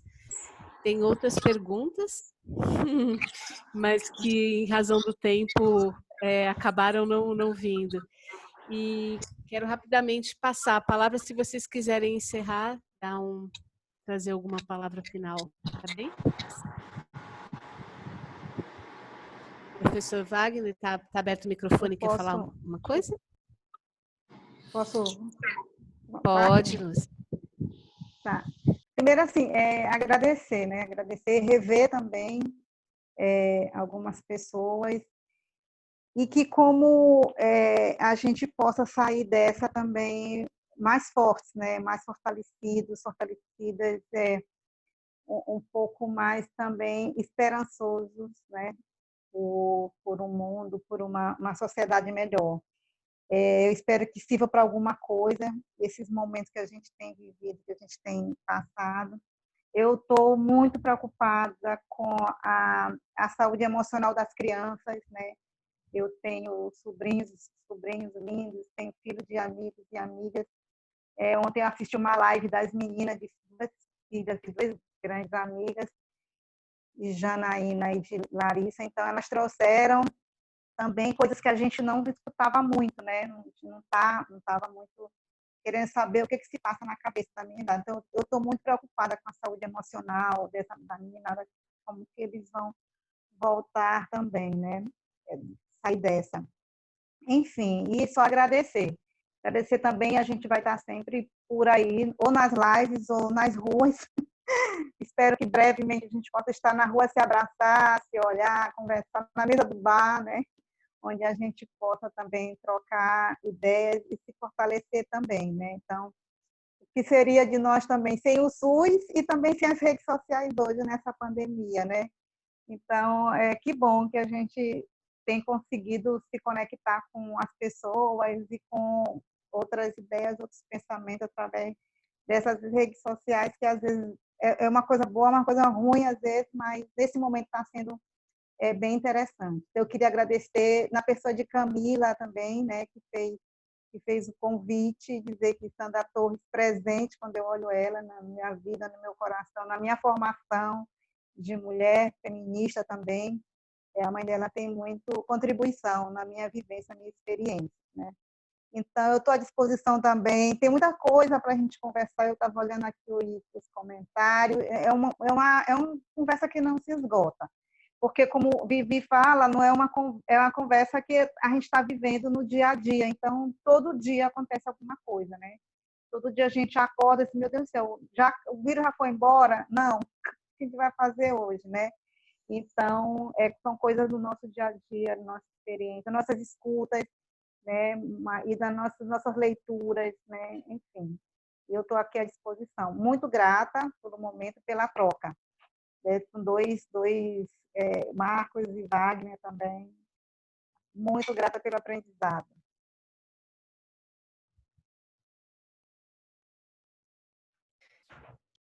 Marcelo? Marcelo? Eu também queria agradecer Lucinha, Wagner, Vivi, Marcos. Queria agradecer muito. Marco Aurélio, aliás, não Marcos. E o IEST, então, o IEST, vocês já são a prática meio do que eu estou falando, né? A terapia alternativa e uma concepção de alternativa, uma concepção de alteridade, é uma concepção que não cabe dentro da perspectiva química, da perspectiva biológica, da perspectiva médica de saúde. Quer dizer, a lida de vocês já é uma controvérsia hermenêutica, já é um caminho contrário, já é um acordar daquele cochilo que você falou, Vivi, que a gente está cochilando, e que corre o perigo de cochilar e perder, né? E perder espaço e se danar, né? Acho que o IEST já é, na sua atividade normal, um exercício dessa coisa outra, que não é o pensamento europeu, que não é esse pensamento que nos fez, né, tão abertos ao fascismo, tão fabricantes do fascismo, né? E, sobretudo, então, que nós pensemos do ponto de vista, né, fundamental, né, do ponto de vista estrutural, do ponto de vista conceitual, filosófico, isso que a Vivi falou, não se pode cochilar. De algum modo, nós estamos cochilando quando não tomamos a ditadura, como foi 21 anos de ditadura, até aquele retardado, aquele general do Newton Cruz disse, era para arrumar uma casa, mas ninguém arruma uma casa em 21 anos. O próprio cara da ditadura, ninguém arruma uma casa em 21 anos, vocês deixaram que nós passássemos 21 anos, na verdade, bagunçando essa casa, e continuam, né? Nós estamos cochilando há um tempão, Vivi. E acho que atitudes como essa, e acho que o IEST são momentos de despertar. Vamos acordar. Obrigado. Um abração. Gratidão imensa, Marcelo. Um abração. Professor Wagner. Bem, eu também quero agradecer o convite, agradecer a Camila, agradecer a Vivi, agradecer a Marcelo, a Lucinha, né, pela oportunidade de conversar. Como eu disse, é preciso, lembrando da música, é preciso estar atento e forte, não temos tempo de temer a morte. Preciso sobreviver, preciso estar atento, preciso fazer um balanço crítico do que tem sido a nossa experiência trágica no Brasil, sempre trágica, a tragédia da exceção brasileira permanente, com alguns momentos, digamos, de avanços, e ter força, ter exatamente coragem de sobreviver a tudo isso, para que nós possamos nos reencontrar mais na frente, né, nos dar as mãos, nos dar abraços, nos dar beijos e ter capacidade exatamente de tirar, né, com a radicalidade necessária as lições históricas, estruturais e filosóficas que o momento exige, que o desafio pós-pandemia exige. É exatamente isso que é o grande desafio para todos nós. Um abraço a todos e boa noite, né? Gratidão imensa a todos vocês. Que estejamos cada vez mais todos dispostos ao abraço, né, socialmente, e a troca de saberes, atentos e fortes nos espaços. Gente, gratidão, um beijo, um abraço, uma grande alegria. Boa noite.